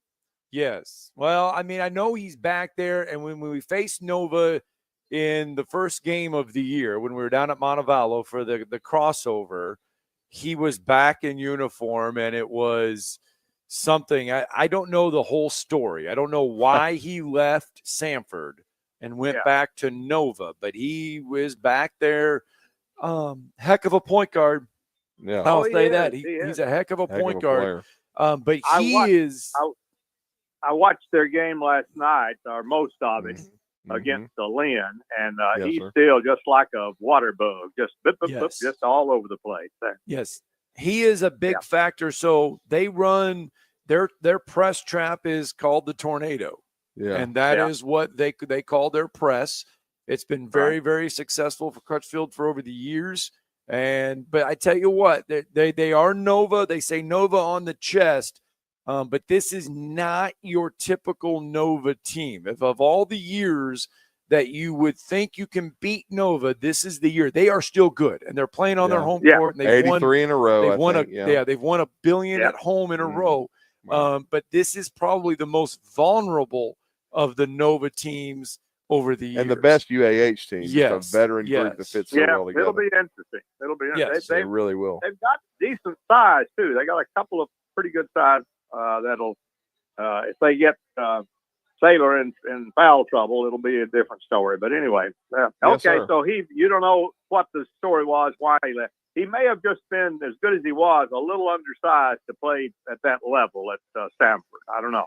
Yes, sir, Coach. I think that was the case. He was not really a starter at Samford, and then Coach McMillan brought in some transfers, and then he returned a couple of guys, one fifth-year guy that he had that had come over from Utah State and decided to return for his last season. And I think Graziani probably just felt like he could go back to Nova and start, and he did. And that's what he's done. Yep.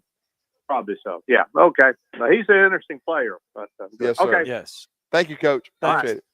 Always good to hear from Jim. I mean, one of the legends in our running community here in Huntsville. He is. As far as if there is a savant of the running community, the track and field, cross country, it's Jim Oakes. Road races, Cotton Rows. I mean, any kind of running, long distance. One of the nicest guys you will ever meet too. Any of it, but distance running especially, he is the godfather of it. Yes. So Jim Oakes, great guy. And then let me correct myself. It was Sean Padula. I didn't mean to disrespect him. Sean Padula made the big shot to send Arkansas home after the Razorbacks gagged up the lead, and then let him shoot an uncontested pull-up 3 to beat them in the last final seconds. All right, let's get a break in. Jack Knowlton will join us on the flip side. It's Talking Ball 97.7 ESPN The Zone. You're listening to Talkin' Ball on 97.7 ESPN The Zone. Got a wreck in Decatur, Point Mallard, east of 6th Avenue. That one may have an injury. 72 in Blackburn in Limestone County has eastbound blockage. Nobody's hurt. Still got a major traffic jam on 565. Had a wreck on the westbound side just west of County Line, but that's been slowing east and westbound traffic down big time. It's going to turn out to be a no injury. You could win a 2025 Buick Encore GX at the 41st Annual Bloomin' Festival Art and Craft Fair. It's April 5th and 6th, adjacent to Ave Maria Grotto in Coleman, with over 150 artists and craftsmen, great food, music, and more. Captain Nick in the Valley Skywatch Traffic Center. Tuscaloosa, we live by the blue-collar basketball motto. Stepping back, deep three, Hard work. 2-on-1, driving, stepping through, top shot, got it to go. Teamwork. Playing the song for the champions of the Southeastern Conference. Join us for every game right here on your home for Alabama basketball. Listen to Alabama basketball all season long on 97.7 ESPN The Zone. Eagle Masonry and Installation. It's right there in the name. Eagle is your one-stop shop for block, stone, or brickwork, monument signs, and outdoor kitchens and fireplaces. Eagle also offers the finest craftsmanship and insulation, including fiberglass or spray foam insulation, and of course, insulation removal. Philip Love and his team have years of experience, bringing the region the best in masonry and insulation services. For more information and a quote, visit insulatewitheagle.com or call 256-755-1556. Eagle saves you time. Eagle saves you money. Have you ever turned your back on God? Have you ever absolutely known the right thing to do and just turned around and walked away in disobedience? I know that I have. Aren't we thankful for our great and merciful God who loves us and forgives us and remembers our sin no more? I'm so thankful that his mercies are fresh every day. I need that, and I suspect you do too. Hey, I'm John Dees, pastor of Cross Point Church, and if you're looking for a church home, come see us. We're smack dab across the street from the YMCA in Madison, and check us out at cpcfamily.org. We cover all the SEC schools, including Western Union and Venmo. I want money. You know, 97.7 ESPN The Zone.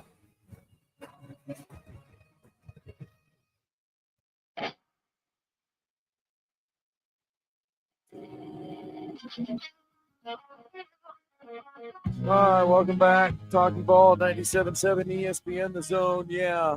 Hey, Friday we are Metro Diner. Uh-oh.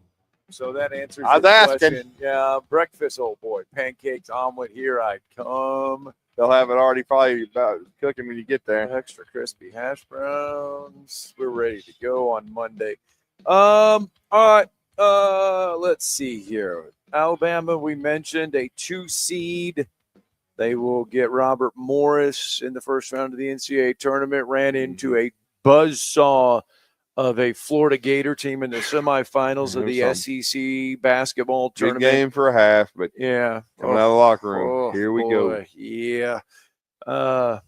Anyway, momentum though. Still, I mean, number 2 seed for Alabama and Nate Oates in Cleveland. Well, they played a really tough schedule, and they knew going in, I think, that a 2 was their floor. And that a narrow path to a 1 would have been winning the tournament. It did not happen. They went home on Saturday. Just a tremendous second half by Florida. Salute to them and how well they're playing. The biggest storyline, though, is Grant Nelson's availability, and we're going to talk about that and more with our next guest. He does a great job covering Alabama football and basketball, along with recruiting for Tide Illustrated, part of the Rivals Network. I really enjoy picking his brain. Does a great job covering hoops. We're talking about Jack Knowlton. He's been kind enough to join us this morning on the Neighbors Wealth Management Hotline, coming off that trip to Nashville, Tennessee. Jack, good morning. How are you? Good morning, guys. Doing good. How are you? We're doing well. Happy March Madness. It's the best time of the year, at least it is for me. I'm a hoop head. But Alabama's draw, I thought, was pretty good. I thought they got a pretty good draw. I knew it would either be the Midwest with Houston or Duke in the East. I had a feeling it might be the Blue Devils. Alabama, their first-round opponent, Robert Morris. Your thoughts going in, but I think the biggest storyline has to be Grant Nelson's availability. Yeah, I think that's absolutely the biggest storyline. I think, just to go back to the draw, I do agree with you. I think the 7-10 line that they got is relatively comfortable for them on paper. Obviously, 10 seed Vanderbilt, a team they've played already this season, beat pretty handily in Coleman. They got St. Mary's, could have played St. Mary's last year, obviously. At St. Mary's was a 5. They got upset by Grand Canyon, so Alabama had to play Grand Canyon. That was a pretty tough game for them. Yeah.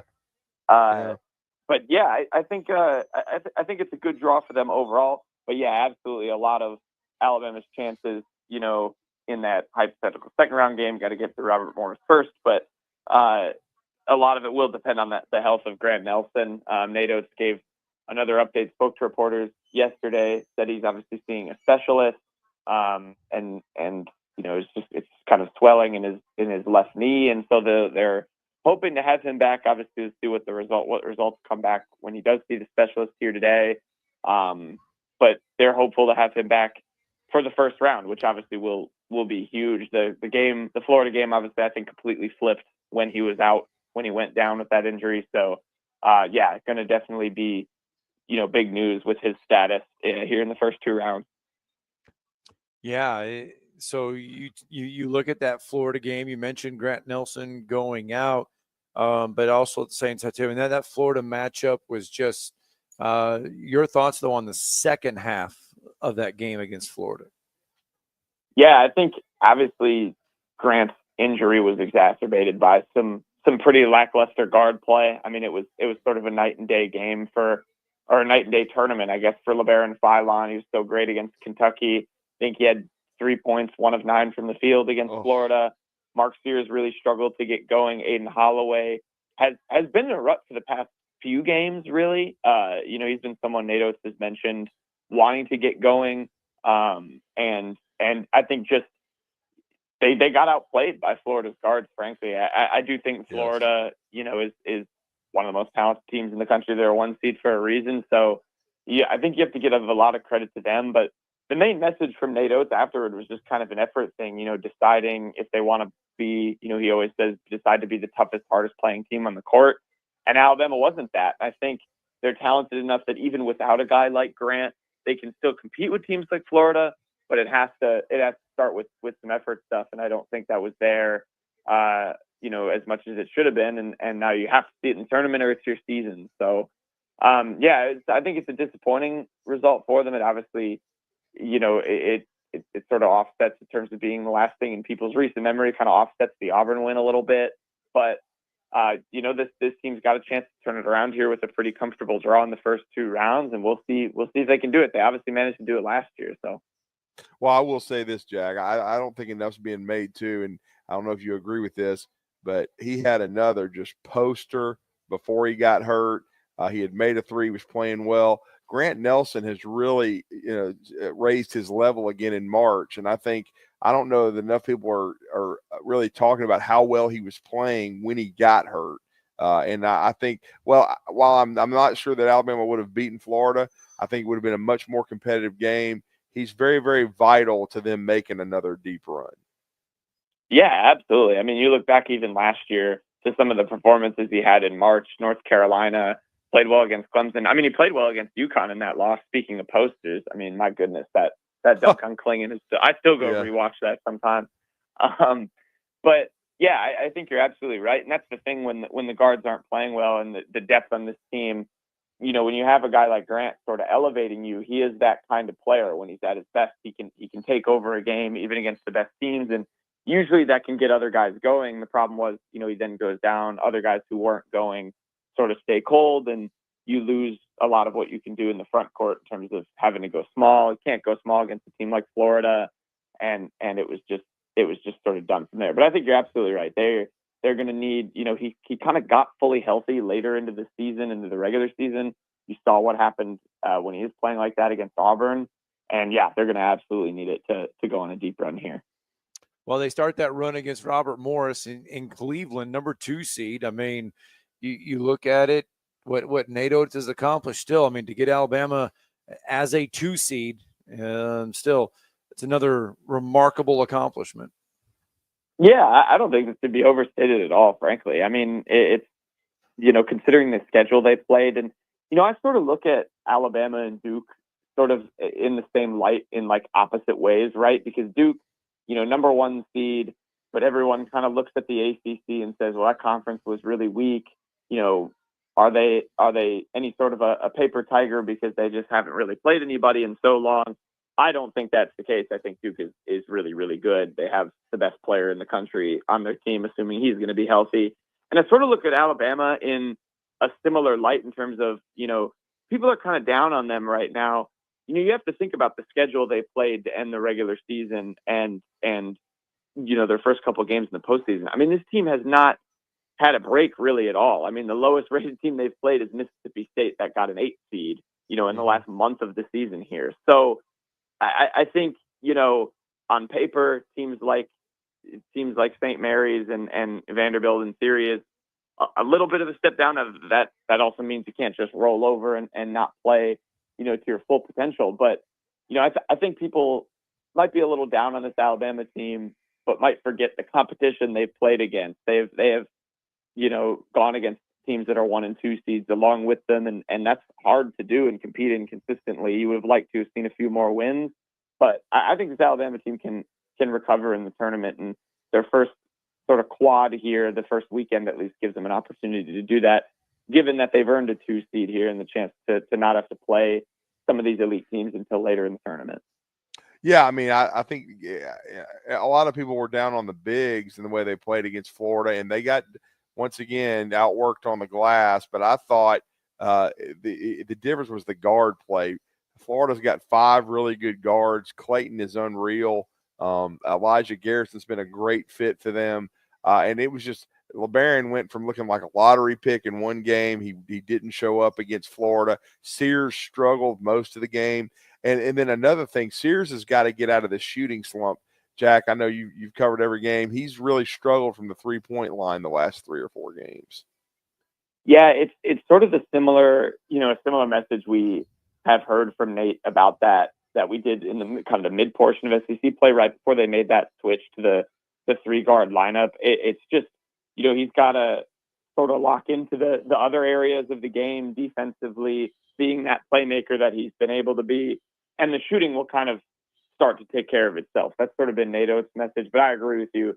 It's got to happen eventually. I do think you're obviously going to need Mark Sears to take over a game, I think, for you later on in the tournament. So, we'll see if he can do it. I think he can. But I think you're right. It was on the guards against Florida. I think Clifford Amore has been playing some of his best basketball. I thought he was actually pretty good. I mean, if you would have told me Alex Condon only had 8 points and 4 rebounds, I would have probably figured Alabama won, considering what he did to them the first time they played Florida. So I think they actually adjusted fairly well in the front court. But yeah, that's the thing. Against the Florida, against an Auburn, against the Duke, if you play them in the Elite Eight, you have to have that continuity from up and down your lineup in terms of their quality. And that's what Alabama has lacked sometimes this season. And that's what the best teams in the country have this year. That's why, you're seeing a lot of early bracket predictions go pretty chalk, because these 1 seeds are just so balanced. It's hard to see a team knocking them off, but Alabama's capable of doing that against Duke.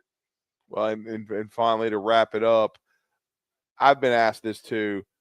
To have this season be successful, what does Alabama need to do, considering it a success in the NCAA tournament? Nate Oates said he left no bones when he spoke to you guys yesterday that the expectation is the Final Four like they did last year. In your mind, what is it for Alabama? What must they do? I think minimum Elite Eight, but what are your thoughts? I'm with you. I think, it's good that Nate Oates said that. Obviously, you don't want to be saying anything lower than the Final Four when you went last year as a lower seed, but I'm with you. I think if you go to the Elite Eight and it is a narrow loss to Duke, you can kind of live with that. This Alabama team has dealt with a lot of injuries. I think if they can go on a dominant run here, people will start to think they can play Duke pretty close.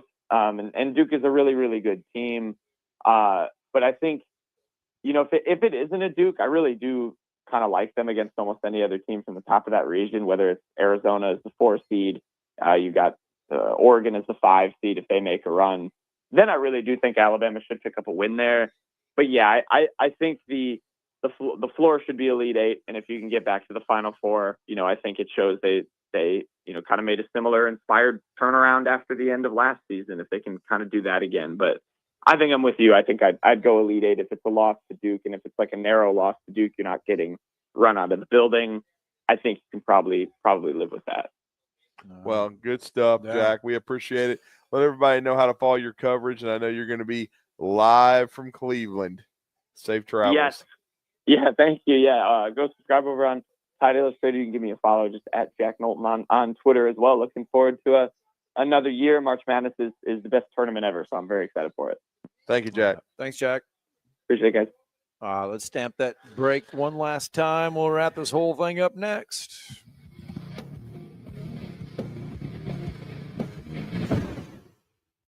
You're listening to Talkin' Ball on 97.7 ESPN, The Zone.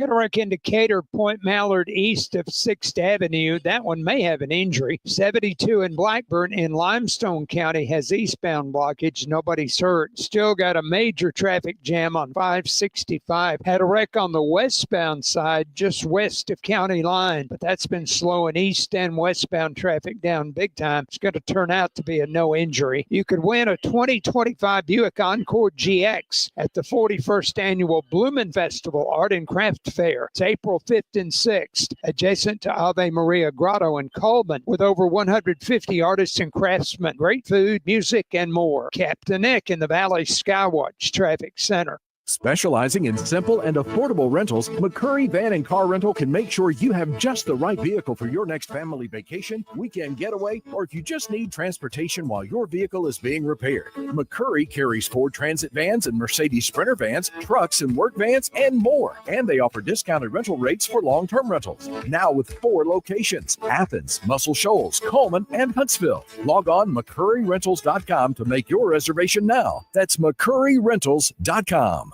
No representation is made that the quality of legal services to be performed is greater than the quality of legal services performed by other lawyers. A wise man once said, if you take care of old folks and children, everything in the middle will take care of itself. Hi, I'm Danny Aldridge, lawyer in Alabama and Tennessee. In the next 20 years, the number of those folks over 65 years of age will more than double. In our golden years, the most important goal is to be treated with dignity and have control over doing what makes you grateful with those you love. At the Aldridge Law Firm and the Legal Town Center, we're dedicated to help you with these goals, and we'll be there when life throws you those inevitable curveballs. Let us assist you with your legal needs, whatever they may be or become.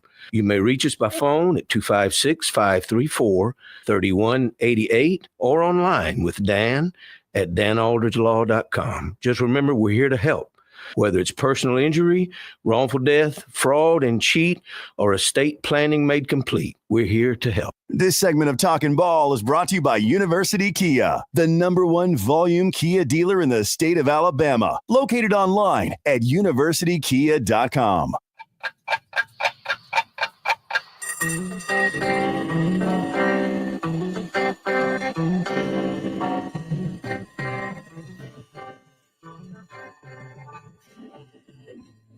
It's time for tomorrow's headlines today with Scott Theisen and Drew DeArmond on 97.7 ESPN The Zone. All right, we focused a lot of attention on the NCAA tournament. But just so that we don't leave anybody out, we want to make sure that we get everybody in. Jacksonville State, UAB, Samford, and North Alabama are all playing in the NIT. Mm-hmm. Alabama, Auburn, Alabama State, and Troy are all playing in the NCAA tournament. That's on the men's side, okay? UAH in the Alabama Sweet women 16. get into the women's tournament. Yeah. You have Alabama, A&M, Troy, and UAB. They all accepted women's NIT tournament bids. So they're still playing postseason basketball on the women's side. You still got UAH alive on the Division II side. Folks, this is the state of Alabama right now for basketball is just on And I want to fire. give a shout out to Alan Sharp for the first year at UAH. Yes. Great year. They get to the NCAAs. Nova beat them in a close game, and I believe Nova went on to win the regional as well. So as the 3 seed. So great year for UAH. Great way to reset the culture there and the expectations. Should have another really good team next year if they add another piece or two. So just congratulations to those young ladies for the year that they had. So that is, we wanted to make sure we got everybody covered. And there. Anthony Camara, great year for them at Montevallo. Yeah, they had a great forgot run. about them getting in and had a narrow loss in the regionals. but he did a great job getting them back to that level, and he continues to get better every year. Shout out to him for the Montevallo Falcons and the year they had. I know it's only Monday. Right.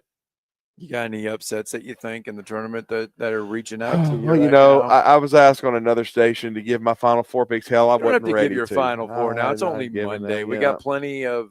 Sometimes I already have it decided. I didn't have it decided yet. We got plenty of time on that.